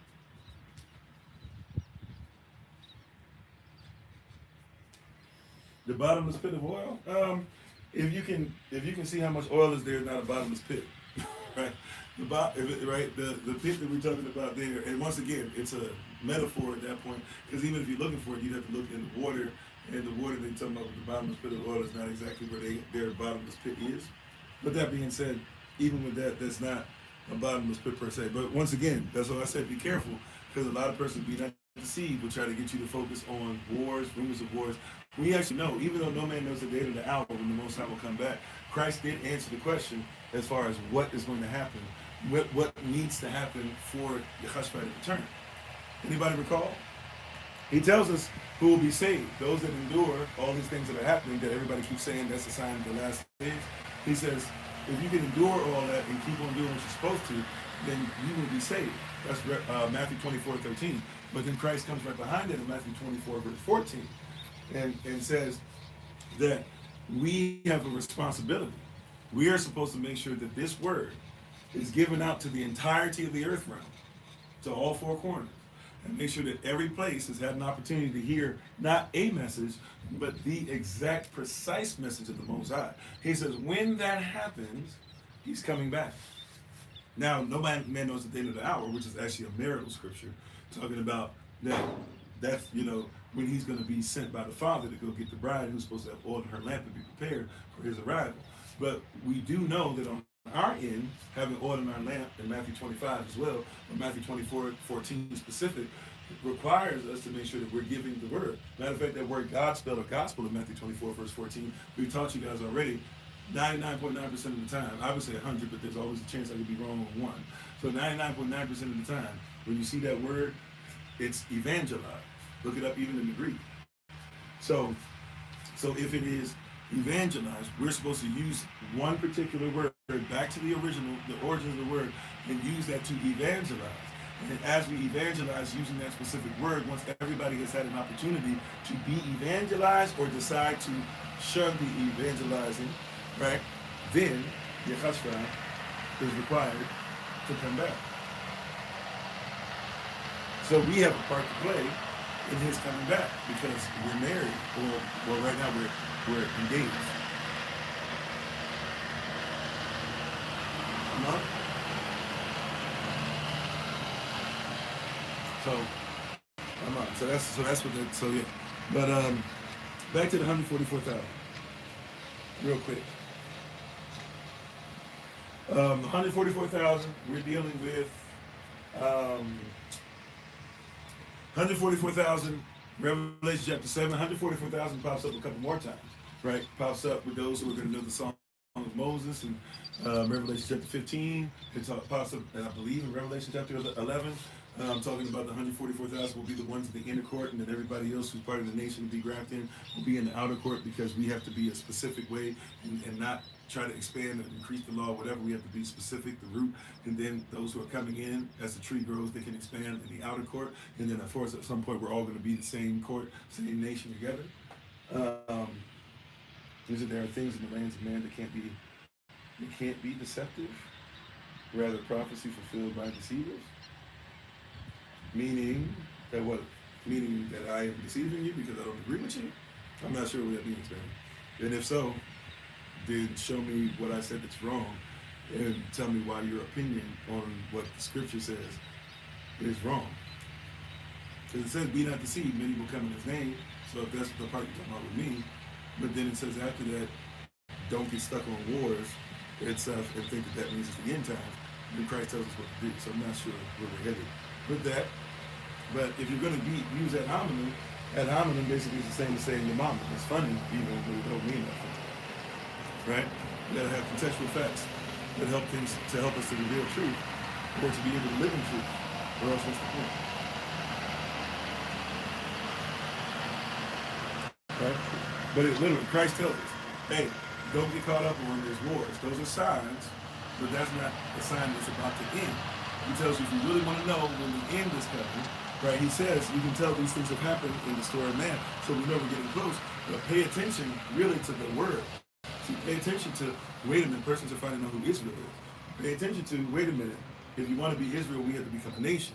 Wait a minute, persons are paying attention to, the law actually matters. See, that's what needs to be spread. And when that's spread, persons can deny it or they can receive it. But that's what we need to start paying attention to specifically for how close he's actually going to be here. All the things have been fulfilled. But what he said you really want to look for is this particular message, including what we've been going over in Revelation, is it fulfilled? Getting us back to the 144,000 question. The 144,000, we're told who they are. Now you said, and I'm going to just answer the way that you put. I think it was Sister Regina. I'm going to just answer the way that from what you put. Because we talked about this plenty, and we talked about this even in the series plenty. That being said, though, what you were saying is what many persons were taught, especially in church, in Christianity. Jehovah's Witnesses slightly say it different. They say the 144,000, which they've had to change a few times because they believe that the earth was going to end several times at this point, over 100 to 150 years by now, and we're still here. So they're not even, at this point, they just keep saying, yeah, we're not perfect, we make mistakes, but this next time when we tell you the earth's going to end, it's really going to end. So they're kind of done with that, The Mormons will tell you that the 144,000 are going to be white persons that are white that likes them. If you know what that even means, right? They're done. But a lot of us were taught 144,000. Now some persons say a lot of weird stuff too with it, and try to talk and bring war stuff into it to try to bring their country into it. But we're going to be a kingdom. The 144,000 in the Bible, in Revelation 7. Once again, we had said this a little earlier, but Revelation 7 verses 1 through 3, it tells us that destruction is about to happen to the earth realm, and then it tells us that 144,000 in Revelation chapter 7 verses 4 through 8, right, are the ones that will be sealed, and it gives us the names of these nations. These nations are 12 nations of Yahweh of Israel. Straight up. Straight up. I mean, we can try and make it whatever. Straight up, these 12 nations are the nations of Israel. Not the nations, right? Not a nation saying they're Israeli, right? With modern Israel and modern Hebrew, they are the 12 nations of the original Israel. Straight up, right? So they have to be sealed. Their name, verses 4 through 8 in Revelation chapter 7. And then those who are grafted into us, who are going to become the nation with us, or are really should be the nation, right? Or should definitely leave the world, bare minimum, right? They are grafted into us, according to Romans 11 and according to Revelation chapter 7, verses 9 through the rest of the chapter, right? So it's important that we know who Israel is, number one. The 144,000, they're labeled as them. Now, to be fair, we don't, it's symbolic, obviously, because it's talking about exponential growth, because obviously if we start off as 12 when we get to 144,000, and that's a lot of multiplication times 12. Because 12 times 12 is to 144, right? So 12 times 10,000, 12 times 1,000, 12 times 10,000, 12 times 100,000. No.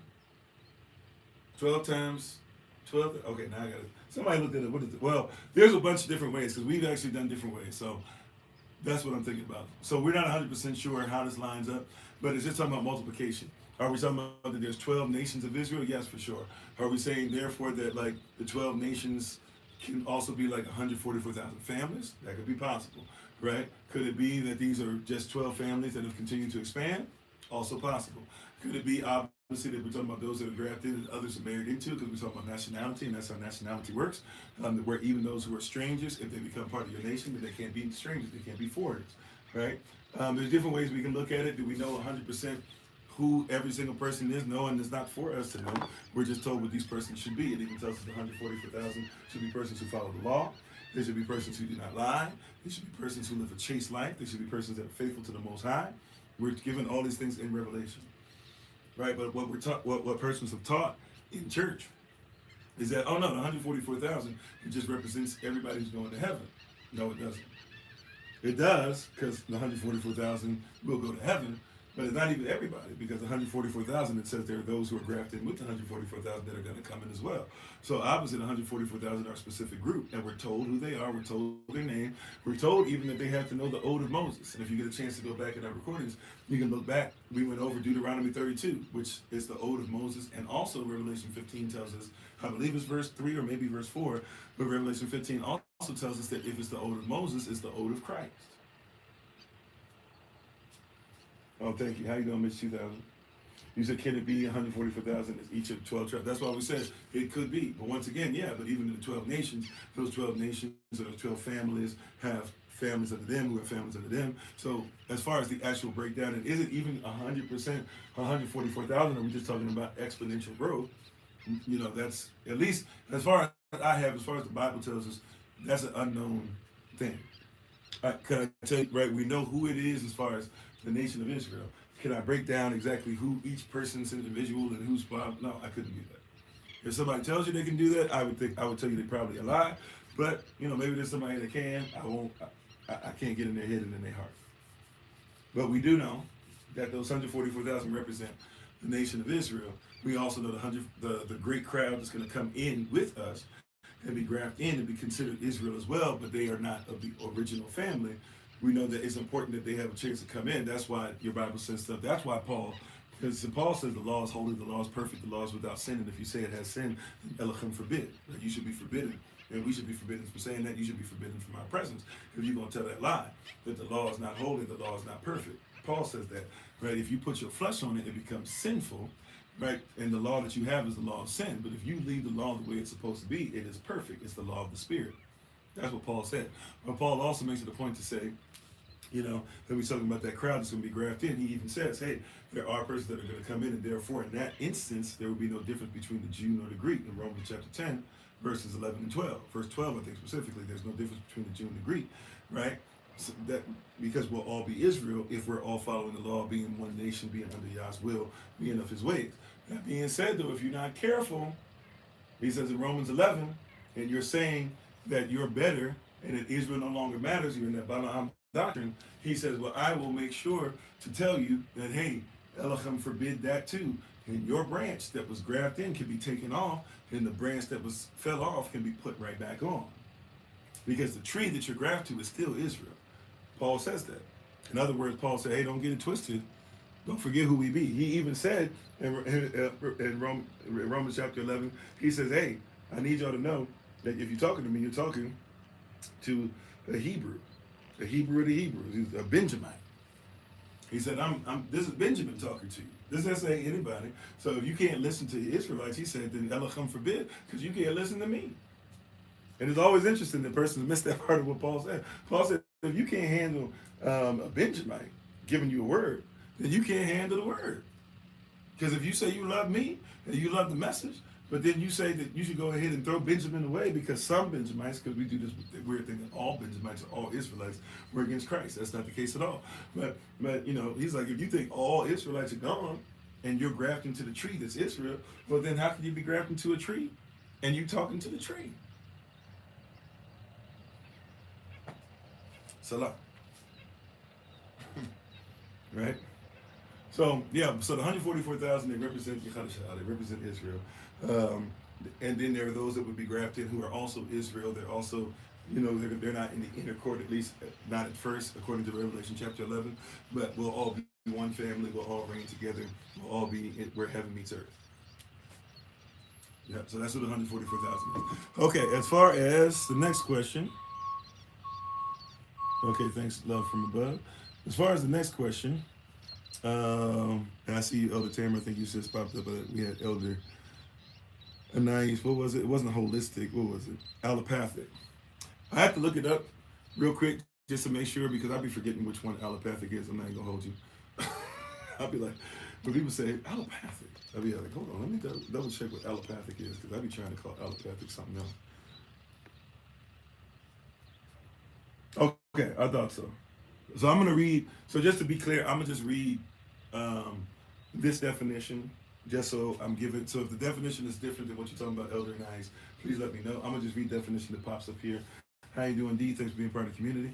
All right, so allopathic medicine is a system of conventional, evidence-based healthcare where doctors, MDs, diagnose and treat disease using drugs. Okay, so yeah, so I just want to make sure, because I've heard some different things, that allopathic can mean something different. So I was like, okay, I didn't know that. All right, cool, yeah, so we're on point. A system of conventional, evidence-based healthcare where doctors, MDs, diagnose and treat disease using drugs, surgery, and technology. It focuses on fighting symptoms and causes through methods opposite to the illness. It is commonly synonymous with conventional medicine, mainstream medicine, or Western medicine, which it is Western medicine. It's weird that they did that. It's basically Western medicine. Like, let's just call a spade a spade. I'm not saying you can't take it, by the way, right? I'm just saying let's call a spade a spade. If somebody says allopathic medicine, it's a fancy way for them saying Western medicine. How you doing, Double O? Thanks for being part of the community, right? How you doing, Yach? And thank y'all for the love, like, share, subscriptions, reposts, donations, all that great stuff. It helps us people do what we do around the world. For us, it's not just virtual, it's reality. And we appreciate you all, right? But yeah, as far as allopathic, or modern medicine, or Western medicine, or what's another one that said, oh yeah, mainstream medicine, conventional medicine. It's not a sin per se. The problem with allopathic medicine is this. So first of all, first things first, there is evidence that if we're not careful, medicine, even allopathic medicine, as much. So let me do this first. We're about to talk about something. So I have to put a disclaimer. I'm not a doctor. I'm not even a herbalist. My wife is, but I'm not. I'm not a doctor. I'm not a herbalist. I am not I'm not here to tell you that I have a degree in medicine. I teach a course on natural medicine as far as what what it entails and the difference between it and allopathic medicines. That being said, I do not teach it as a doctor. I teach it to show you contextual facts that others who are experts in their fields will tell you and I. Right. I'm sorry, you said BS to have those jobs, they have to have those issues, then they use hypnosis and puppetry. Okay, Nicholas, well, thank you for telling me BS. I'm not sure if you even know where I'm headed or not, or if you've ever heard me speak on this stuff, but thank you for acknowledging that what I'm saying is BS without any evidence. Not great apologetics, but if that's your way of saying peace or shalom, or hello, how are you doing? All right, so for those of us, though, that would actually like to let me get this out of my head before you tell me why I'm wrong and why I'm giving you BS. Thank you, moderators. Once again, allopathic medicine is basically just Western medicine. If you look at even the names of bones, if you look at the names of organs, if you look at the names of different diseases you have, they're basically Latin or Greek terms. Why? Because you're dealing with very romantic stuff in Rome, who has taken over just like all these other places, persons the beast did, and a lot of persons do when they take over. They take your culture, they appropriate it, right? Appropriating the culture, appropriating anything, means that somebody takes what you have without permission, they reverse engineer it, they learn how it works, then they re-engineer it, but they put their own spin on it, and then they give it back to you, normally sold back to you for profit. So a lot of things that you hear, for example, you might not think about it. If somebody, for example, if somebody is having an issue with if somebody is dealing with, I'm sorry, I'm trying to think of, if somebody has, why am I forgetting the term? High blood sugar, you're urinating all the time, whatever, I'm forgetting. Why am I forgetting it? You have 1, 2, 3, you gotta get you, somebody, I don't know, diabetes, right? If somebody has diabetes or diabetes, right? Thank you, Brother Alex. How you doing? If somebody has diabetes, and thank you, Elder Tamara, all we're saying is that in the Latin or the Greek, all we're saying is you pee a lot. That's it. It's a Greek term. It's a romantic term. They take it from somebody else, and their doctors, if they say that you have diabetes, they're saying that you pee a lot, and we know it because of what you do with sugar. That's why we would just have given you dandelion. So right, we were giving you dandelion or something like that. Dandelion helps out to where you can just literally have it, and it's a bitter, it works on you. Or somebody might say eat a bunch of fruit. Now the fruit that you have today has been so manufactured and so messed up over years that basically it's not the same, right? But if you can get your hands on some actual fruit, or even some of the fruit they give, but it's not going to do the same thing because a lot of it is designed to be sweet and sugary, right? Or you get it where you think that right means it has to be at its sweetest. That's not always what right means, right? Nevertheless, you'll get those things or whatever, and you'll try to digest them or whatever. But you're given these things, and they're supposed to help you with your pancreas. You're supposed to help you with your kidneys. Even you get like kidney beans and stuff like that. But you can even have something like dandelion. The bitters get in there, helps with your blood, helps you to cleanse things, it helps you to be able to heal. And so then when you have that, you're able to deal with the stuff. You don't have as much stuff dealing with the with diabetes or with your peeing too much. So as a lot of us get older and we're running back and forth to the bathroom, a lot of us go, oh yeah, that's just getting older. No, that's not getting older. Especially if you're somebody who urinates, men, if you ever stand up somewhere, you go out somewhere and urinate, if you can. I know I'm not trying to, please, if you do, make sure nobody's seeing you do this, obviously, right? But you can go anywhere, even if in here in the sand, if you were to go and urinate somewhere, look down at what happens with your urine. If you see a bunch of bubbles, right, that's liquids, that's stuff that's escaping your pancreas, or that's like you having way too much meat sometimes or whatever. You're not having enough fruit, you're not having enough veggies, and your stuff is falling apart. And it actually started falling apart when you were in your late teens, because a lot of us weren't eating correctly then. So because you're not eating correctly, your pancreas is falling apart. So right, and so that's why you're getting that there, right? But you also have another issue with your body. Right? These are things that all work together, right? So Western medicine is looking through a culture, a lens. So when somebody says you have diabetes, they're looking through a specific prism to be like, oh, okay, through our prism, we see that you have thus and such, right? That's all we're doing. We're talking culture. That being said, You learn culture, you learn things, know the law greater than the scribes and the Pharisees. And thanks for being on, Nicholas. Thanks for being part of the community. How you doing, Lakita? Thanks for being on with us. Appreciate you. How you doing, Angry Gardener? Um, but like, so we learn these things, right, through culture. Just like, for example, if you're somebody who wants to find out if you're pregnant, right, ladies and sisters, excuse me, and you go and you get that that stick and you urinate on it.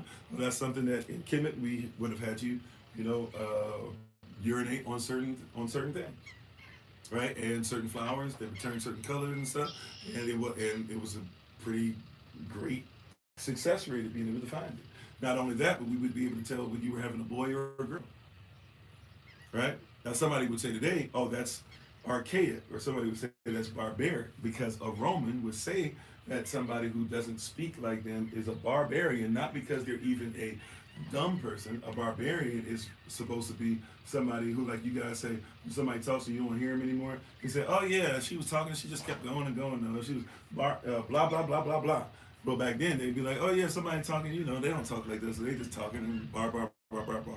You know who those barbarians are. That's how they would talk about others, right? So Western medicine, it's basically, that's what we're dealing with, is somebody looking at a different culture, and they're taught to look down upon anybody who doesn't go with what they say or what they have, the way they've appropriated it. Now, it does not mean that they can never get anything correct.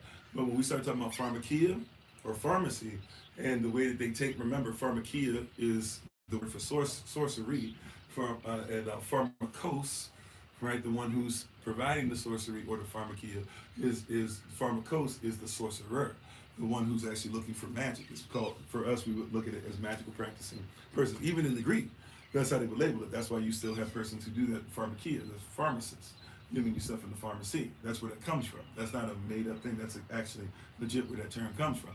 So they're looking at things different in the prison.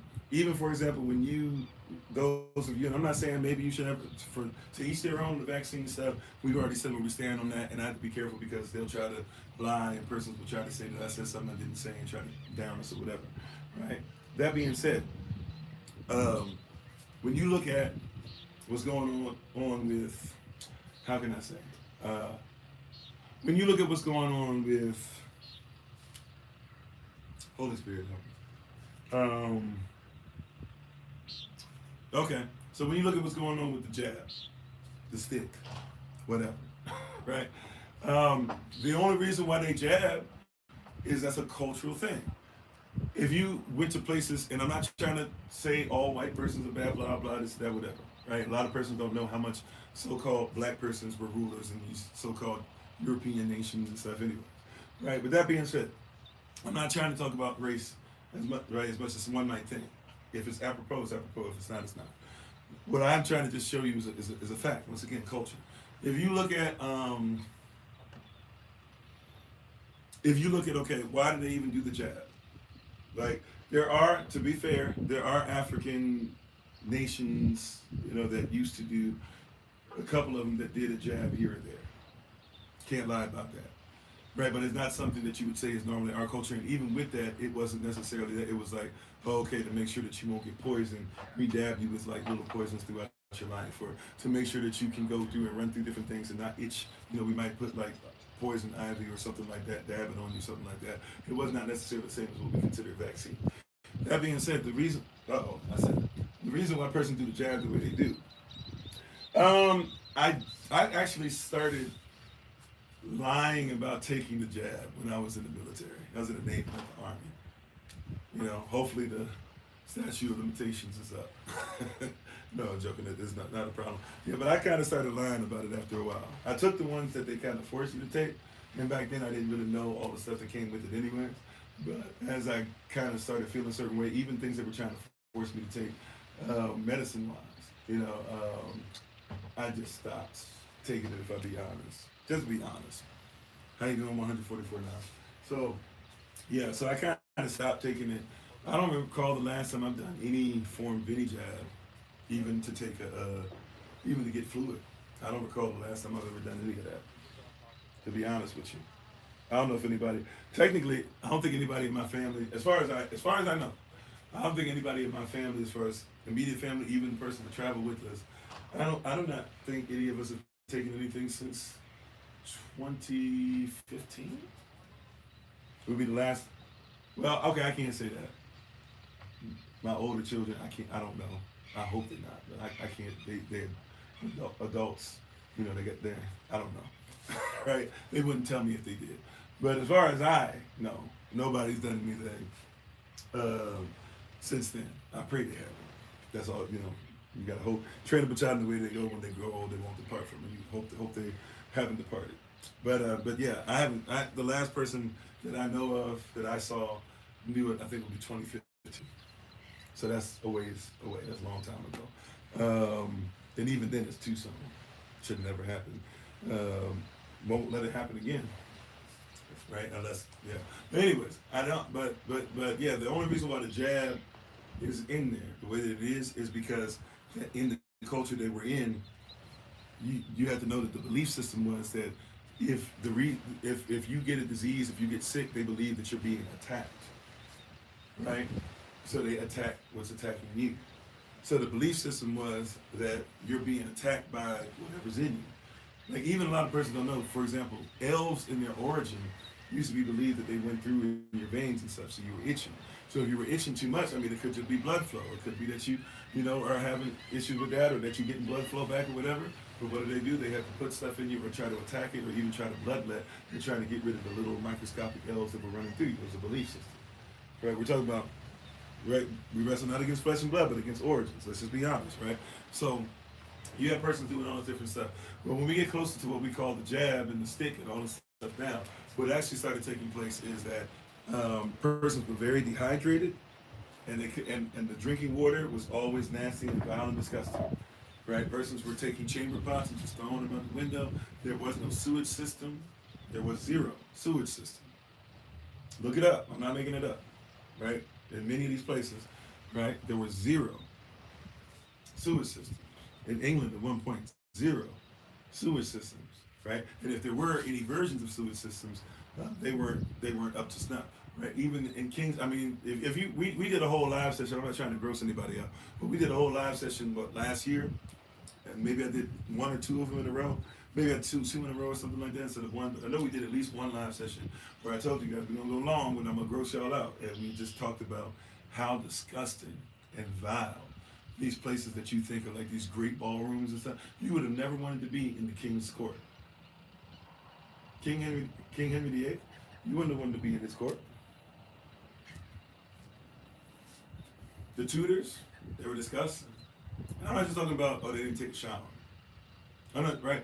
We're talking, there were persons who used to wear the clothes that were made for them. They would try to wear them for a year, not take the clothes off, not bathe. Because they believed that being disgusting, being dirty, was supposed to be holy. It's a culture. Now, right? It's a culture.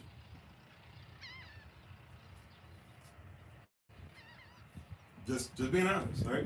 It was a culture, and that was the standard. You know, the beauty standard for the Queen of Spain and the Queen of England and different queens, the beauty standards, they would say that they were the most beautiful women. They would boast that they only had to bathe because of your beauty and everything. They only bathed twice a year, max. That was the beauty standard. Right? I mean, things were vile. King Henry VIII, when he died, his body exploded. He was already dealing with stuff that was necro. He was already dying his entire existence, basically, especially from once he had the accident. But when he died, as much as they tried to help and everything, they were trying to get him and get him buried real quick because he was smelling and stinking and vile and all this stuff. He was falling apart as soon as he died. And they tried to get everything together. They tried to do his body. They couldn't really get what they needed because even the people who were used to preparing the bodies and everything were throwing up and running away because it was so disgusting. They actually put his body in a church on their way somewhere else. I forget what the name of the church is. It's still up. You can go visit it to this day in England. They took his body. They had the rest of the church on the way to where they were going to bury him. And then all of a sudden, they heard an explosion. They had it guarded because it's the king's body. You don't want anybody to desecrate the body. They all of a sudden heard, boom! Everybody said, what was that? Come to find out, his body was going so badly and decaying so fast. It exploded. All the stuff inside of it exploded. And when they came in, they didn't go in because it smelled so bad. The guards would not go in. They waited until the next day. And when they were told they had to go in, when they came in there, the dogs were in there lapping up this stuff that was leaking out of the casket. Right? Like that's the shape these persons are in. Look up the Habsburg family. I think that the Habsburg, the one with the big jaws, we talked about them too. Right? One of them, when he died at the end, they were surprised. They said when they opened his head up, this is supposed to be royal families that were not just in the one place he was. I forget where he was. I think he might have been in Spain. But they were all over Europe because these families, they're the same families. It's the same families that are in charge of all these countries. They said when they opened the man's head up, these are the ones that like his jaw was so long, his tongue was so long, his tongue was sticking out of his mouth, and he couldn't open his mouth. If you watch Family Guy, have you ever seen that guy that be speaking? And his top lip is like kind of sort of normal, but the bottom lip is way out here. And they ask him questions, you be like, you ever see, if you've seen Family Guy and seen that character, they're making fun of the Habsburgs, talking about how these persons are so smart that they keep interbreeding so much that they're disgusting people that are dumb, but they rule nations, right? That's what they're making fun of.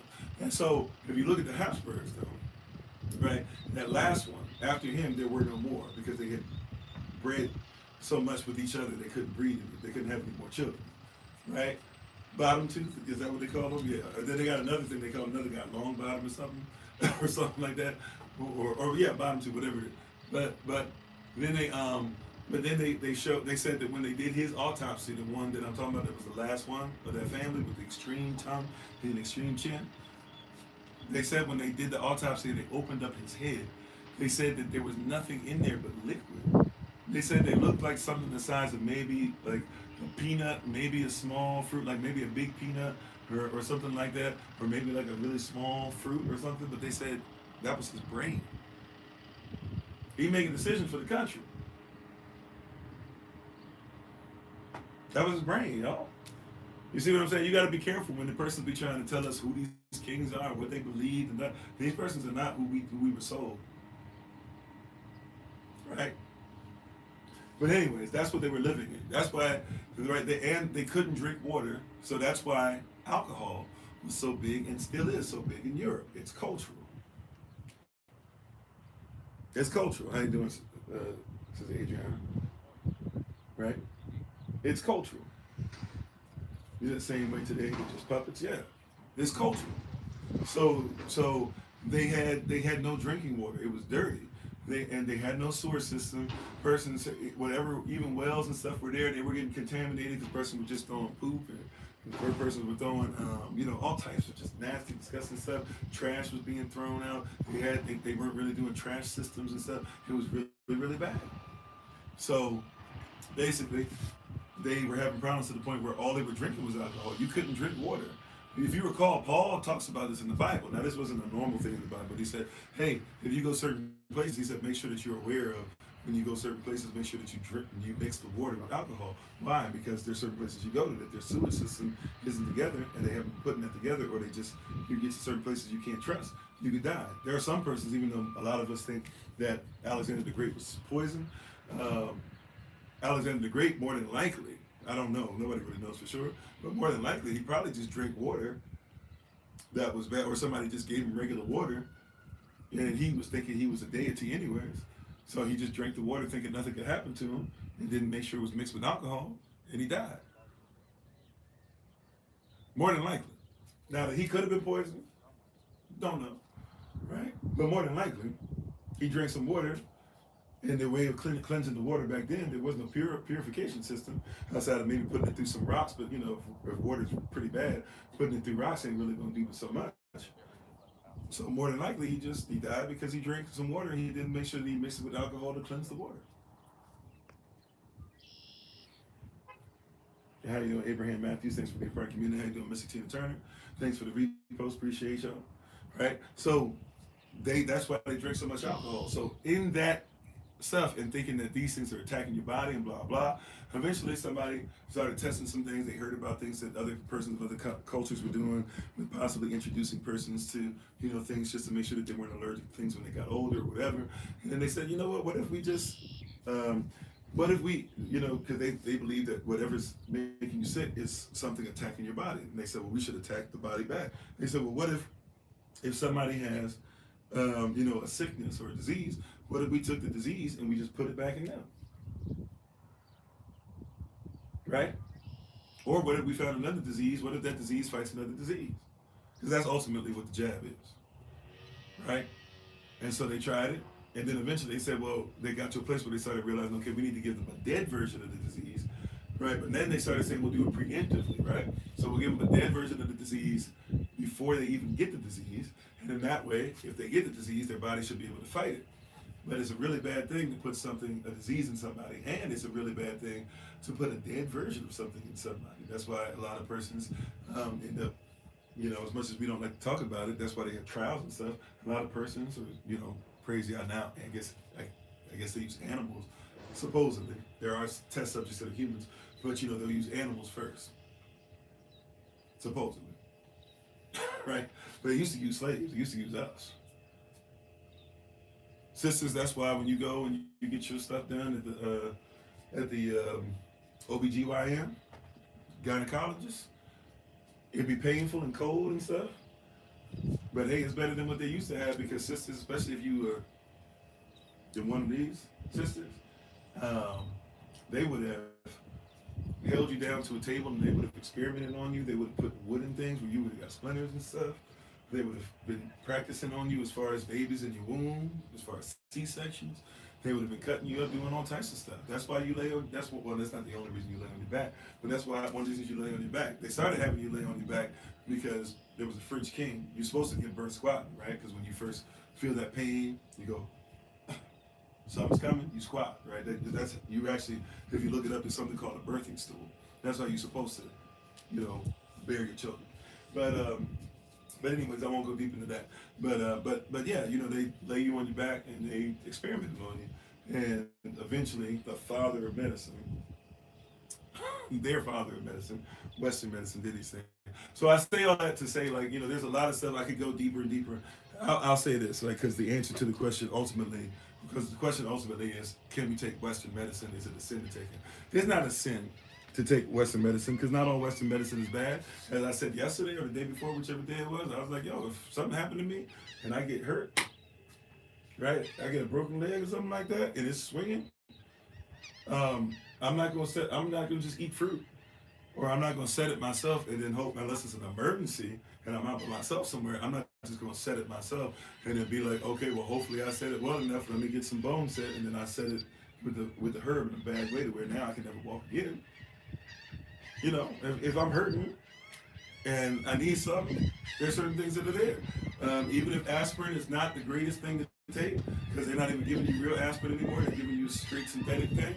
That being said, if you see somebody having a heart attack, one of the best things to do is give them aspirin. If you deal with heart attacks, you might want to carry some aspirin around with you. Unless you can actually get your hands on some real aspirin, which is kind of tough nowadays, but maybe you can. Right? There's a lot of different things that, you can go to a doctor. Matter of fact, go to a doctor for a regular checkup. Maybe, you'll be able to catch some things through them that you wouldn't be able to catch, on your own. Right? I would say, though, maybe a lot more preemptive stuff that if we were to do it the proper way, we might be able to catch a lot of things, in a much greater way, too, to where we wouldn't have to go through some of the things that we do. But yeah, there are certain things that I would say that, yeah, go to them. I think we trust them too much.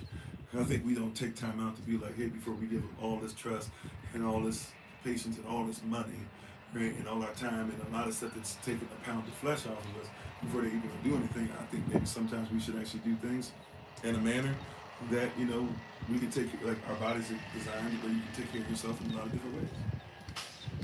So I wouldn't necessarily say it's a thing that makes it, unlawful or whatever. I would just say that it's something that you should look into as far as, yeah, you could do something in a different manner. You said that you following. Oh, okay. Thank you, Thank you, moderators. How you doing, Athenia? All right. I feel like I lost. I think I had one more question, and then we still got a little bit of time actually. But I had one more question. Did I miss? I had one more after Elder Ananias, right?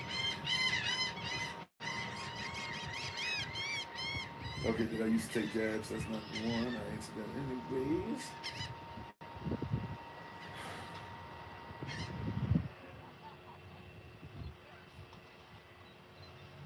And how you doing, Ralph? User Ralph. Minister Ralph, is it? Did I miss one? Okay, I felt like I missed one. Maybe not. Well, welcome. If you're on today's Revelation Q&A, we've actually gone through Revelation chapters 1 through 22 already. So, we're just answering questions. It's our last one for the series. And before we start our Exodus series on Saturday, I'll be taking tomorrow off for the rise. I'm taking Saturday, tomorrow off. I'll be on this evening. I'll take tomorrow off, and then we'll be back on Wednesday with a specific word, Passover. And Thursday we'll have a Passover / Q&A session, because Thursday evening will be Passover, and then we'll do a Q&A session again, second Passover. And then we'll do a Q&A session again on Friday, and then Saturday we're going to start our Exodus series, all praise. But in the meantime, if there be any questions, comments, or concerns that you may have, especially concerning the book of Revelation, we leave it in your hands, beloved.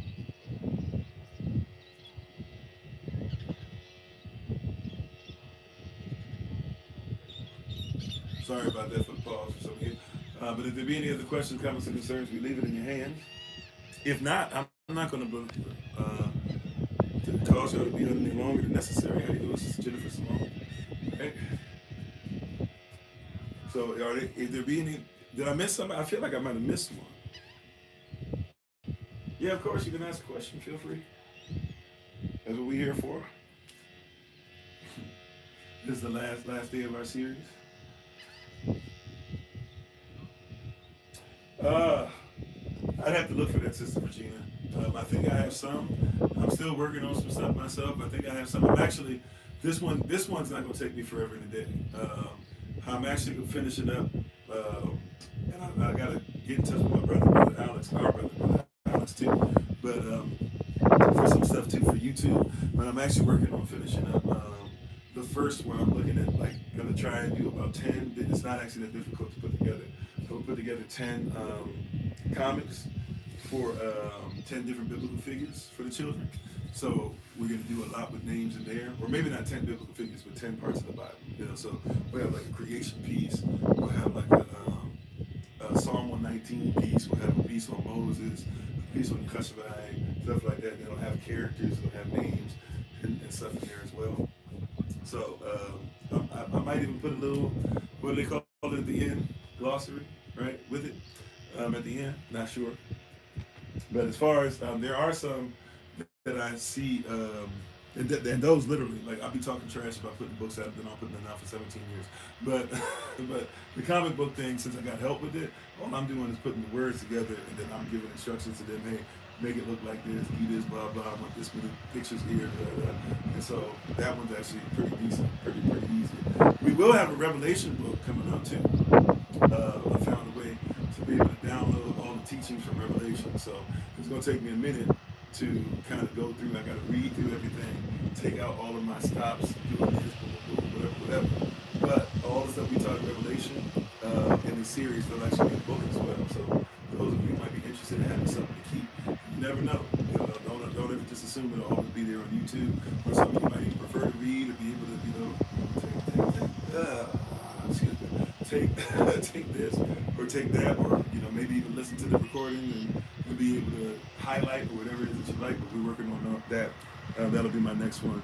And then I really got to get the seeds of the tree the seed and finished, and catch up with some of the other ones. But yeah, so but I'll look. There are some things that are out there that have proper names, or at least even if they're different dialects, at least they have better names than one that we have access to. But I have to look.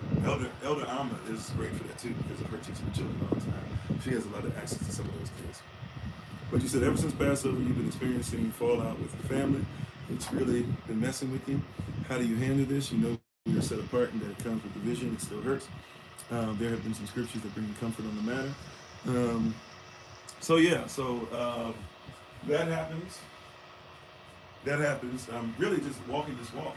Passover is one of the things that is just, you're straight up making the point, like, I'm not doing Easter, I'm not doing this, I'm not eating, certain things, like, you think of them as being small, but they're not, because it shows that, you're coming into the kingdom all the way. Certain things like, I'm not eating pork anymore. family members lose their mind. Like, you're not eating pork. Why are you not eating pork? Not eating pork anymore. Or, like saying that you're going to start using the name Yeshua or Yeshua or Yahushua. You're not going to say Jesus anymore. Persons get upset about that. But you're drawing, once again, like we talked about that standard, that Euphrates today.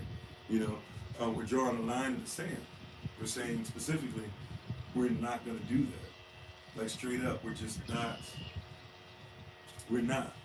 Like it's done. We're done with that. Like we're done with the nines. So those of you get the reference, right? But not sorry to joke, but you're making the point to say this, and that's necessary. It's required. Luke 12, verse 51. Yahshua asked the question. He says, "Do you suppose ye that I came that there would be peace on earth?" And he says, "Nay, I didn't come to bring peace. I came to bring division. If we live in truth, there will be a divide." He said there'll be 2 in one house against 3, and 3 in one house against 2. He said that there will be, mother against daughter, and father against son, and mother-in-law against daughter-in-law, father-in-law against son-in-law. Once truth comes into the picture, it's over with certain relations. Now, prayerfully, that's only for a season. But if you're going to stand for righteousness, somebody else going to be on some, as somebody said earlier, bull. Be ready for that. That being said,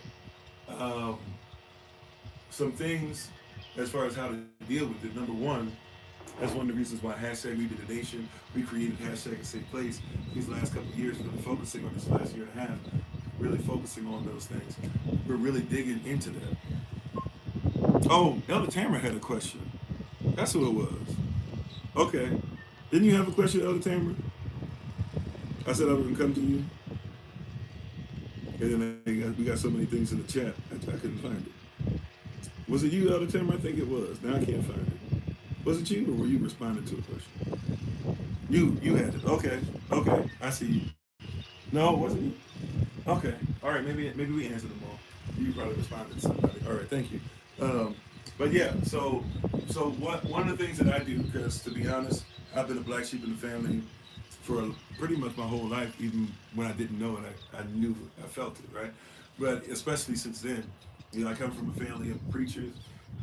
My pastor was my cousin who allowed me to preach the truth and believed it, but he didn't want to necessarily say it in front of everybody. He wants to play the dance that you got to play. It is what it is. And, I'm not saying he's a bad person, just say it is what it is, but he allowed me to preach it. He's the one who ordained me. He's the one who relicensed me so I could be ordained. He told me that I was being ordained for that, and he even spoke over me saying, "Hey man, give him the truth and be willing to step outside, whatever, right?" So I thank him for ordaining me in that fashion, because his words are very valuable to me still to this day.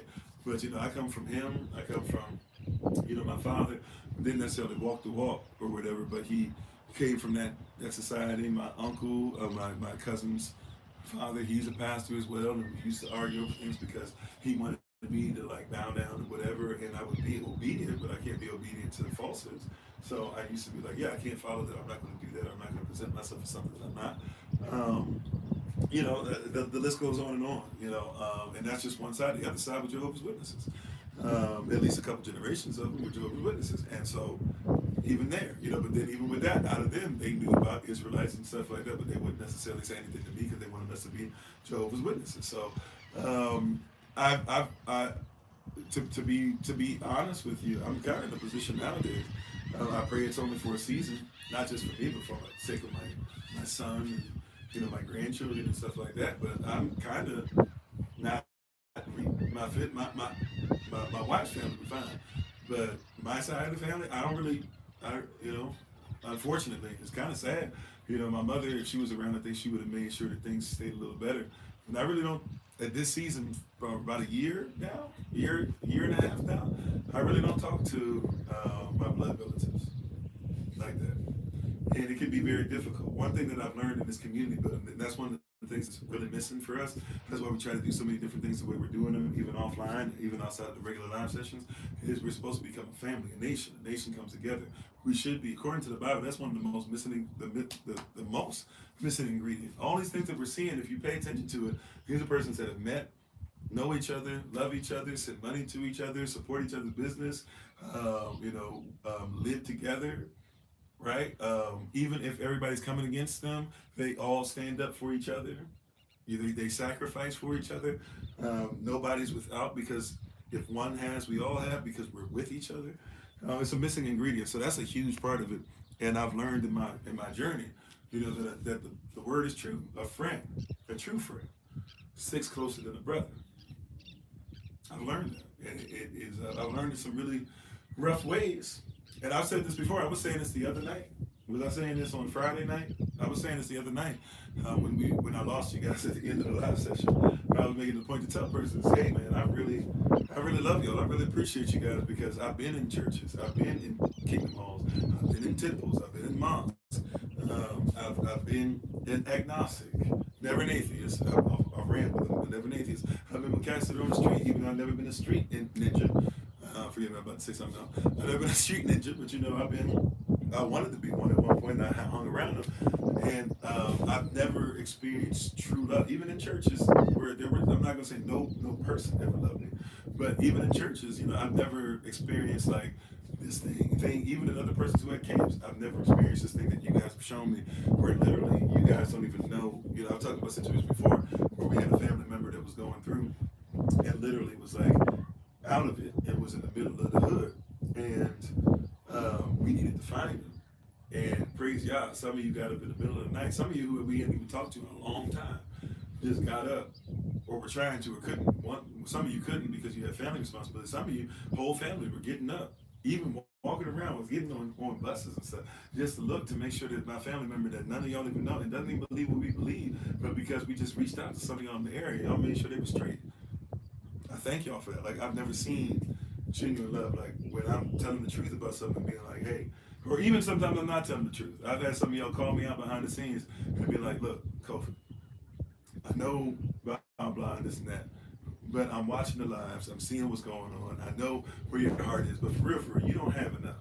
Like, be honest with me. Somebody had to get on me, had me in tears recently. Like, a few weeks ago, whatever it was, had me in tears, right? Met up with me and was like, hey, stop. Like, I don't want to hear nothing.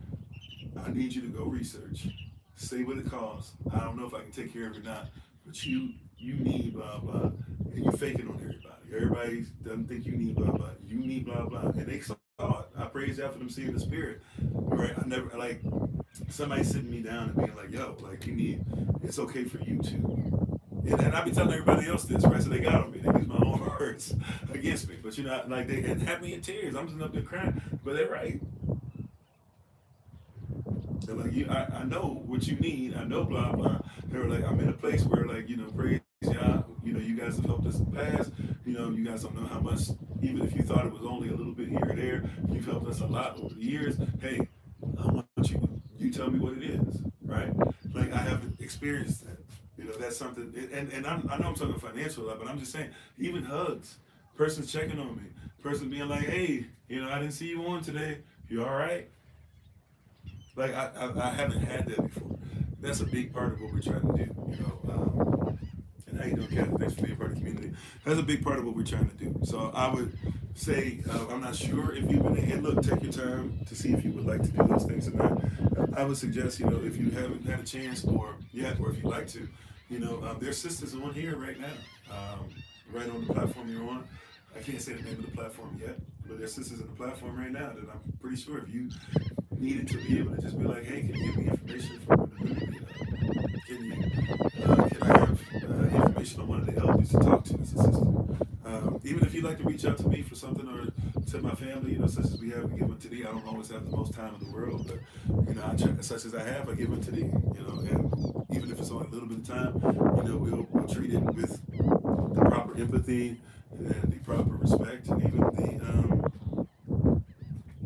the proper confidant energy you should be given. So, but yeah, those are things that really help me and help others.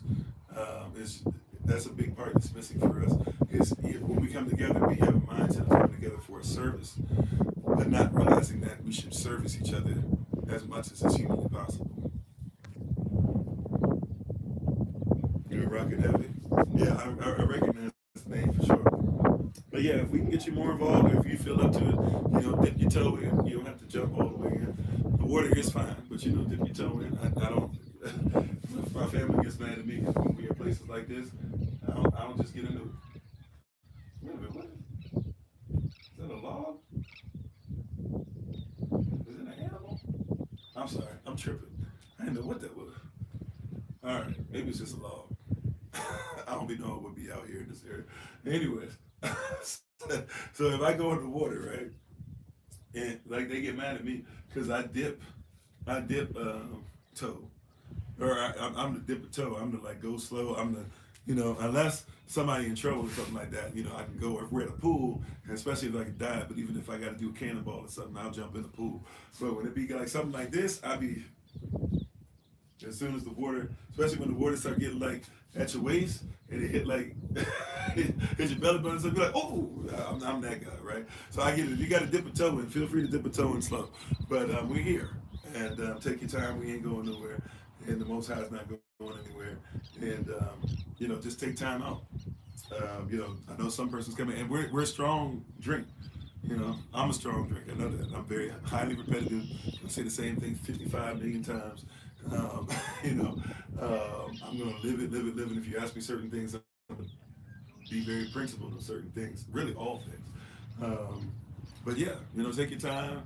But at some point, that's going to be part of it. That's going to be the next part. But yeah, it hurts because you value, and I'm not saying you should value family. Once again, prayerfully, it's for a season, and prayerfully, your behavior will help the non-believer's behavior on your journey. That being said, yeah, it can be very difficult dealing with somebody who is not doing that in that season.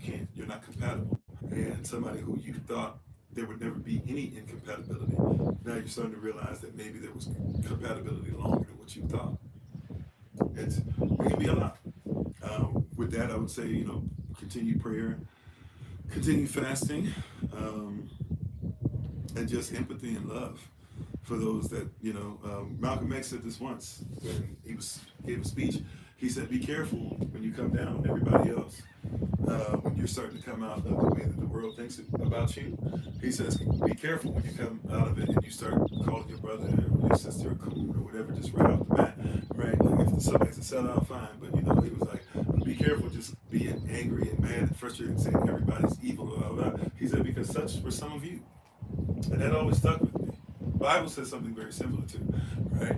So, I'm not even sure, maybe he got it from the Bible, but he was just basically saying, hey, be careful before you start talking about everybody else, because remember, you used to believe the same thing too. Remember, some of y'all used to say there was no such thing as racism. Right? Some of y'all, let's go biblical with it, because I don't want anybody to get all upset with everything in here, but some of us were like, oh yeah, Jesus Christ. If you don't say Jesus, then you don't believe. Now we're like, oh, that wasn't his name. Some of us were the ones, WWJD bracelet, shirt, all accoutrement, right?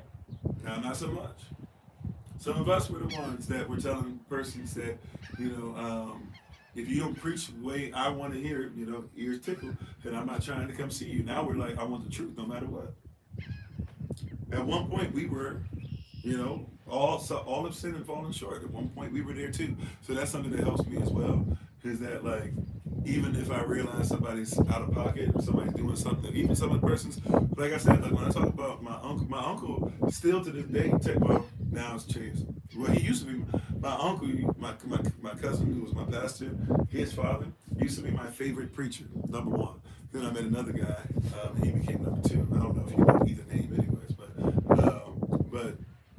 he's still high up there for me. I hear a lot of sermons, because even with him being on some different stuff than I am, he knows his word, right?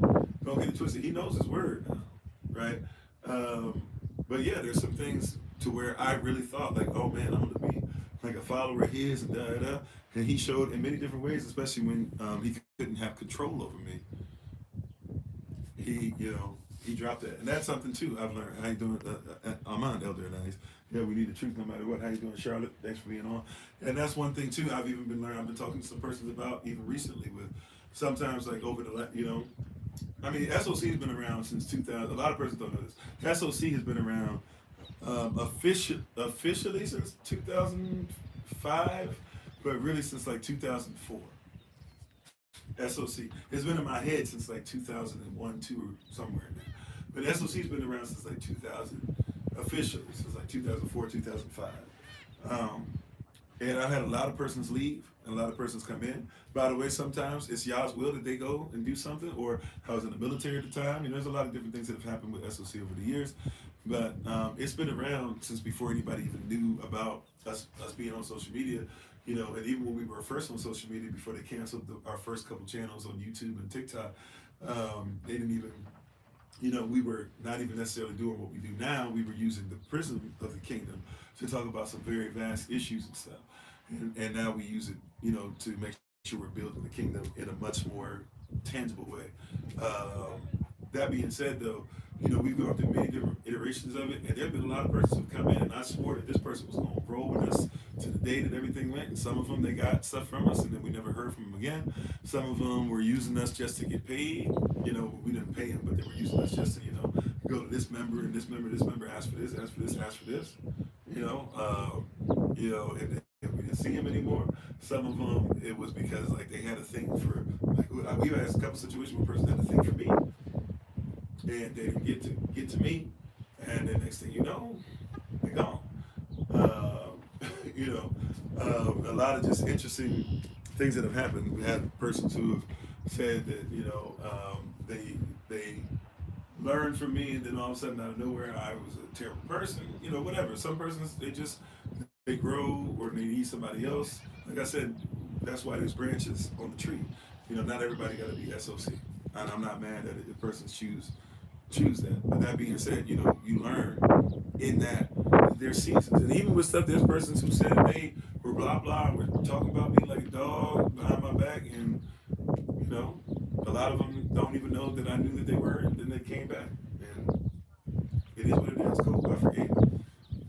Christ never asked. By the way, Christ never asked Peter to apologize.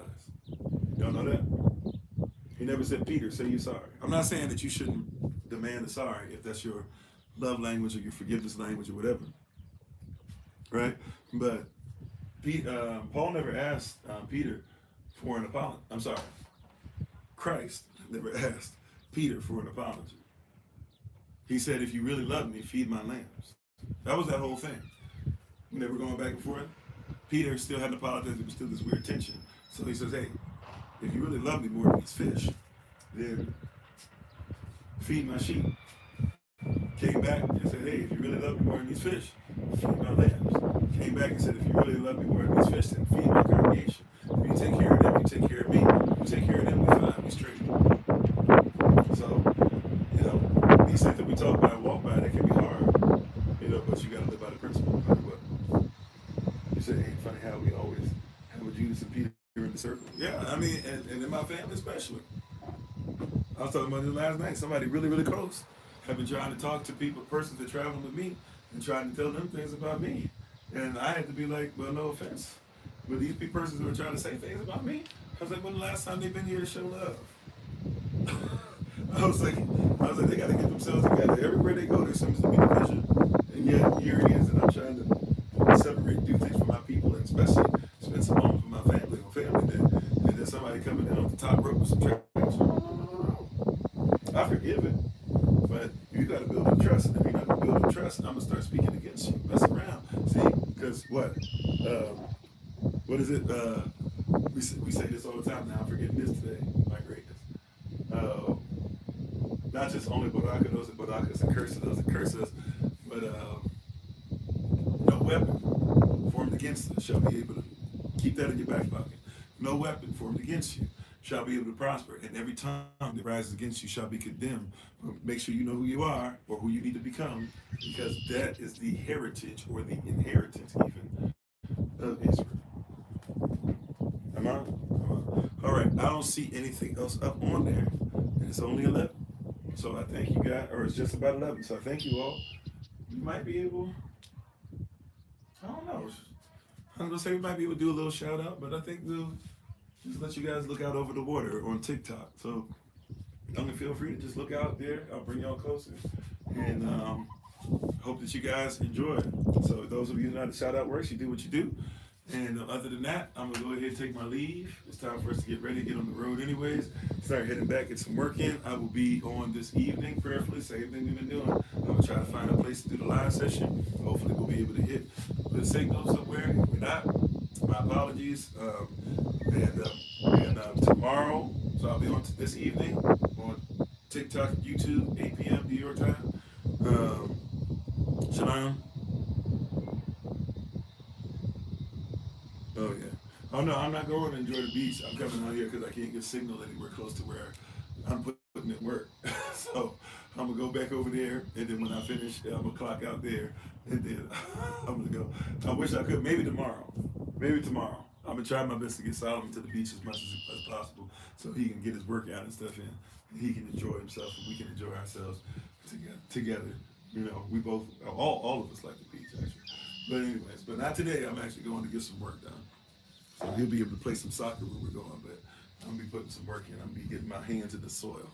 All praises. But I'll be on this evening, 8 p.m. New York time, and then tomorrow I'm taking the day off. I'll be back in front of y'all on Wednesday. All right. This is the end officially of our Revelation series. Sad, but also I'm thankful. I'm grateful. This has pulled a lot out of me. Like I think this is, like I said, it's actually quicker than I've done some series, but this is the most I think I've in depth, especially Revelation. I think this is the most in depth I've done. So we'll be back on Wednesday with a word for Passover. We'll be back with Q&A/Passover on Thursday, Q&A on Friday, and then Saturday we're going to get ready to actually. Oh yeah, and then Saturday we'll start with an introduction of the book of Shemot or the book of Exodus. All right, everybody ready? I hope you are. I appreciate you. If you stay on TikTok, those who know how the shout out works, just do what you do. We won't have any music. We'll just let you guys look out. Prayerfully you'll enjoy the view. And hopefully we'll see as many of you as possible tonight at 8 p.m. New York time on TikTok, same place, on YouTube, same place. But until next time, I have a chance to be before you as always. We give our honor and praise to the Most High. We give our praise and honor to him for my wife, the Honorable Bahama, to the ministerial staff, moderators, SOC, Lottie Dottie, everybody. We appreciate you. Hopefully we'll see you guys again. And remember, as always, beloved, that you are loved. You're necessary. You're majestic. You're fearfully and wonderfully made. And you, which is all of us working together, will be the reason why people who are in this system no longer have to be there. Shalom. See you soon.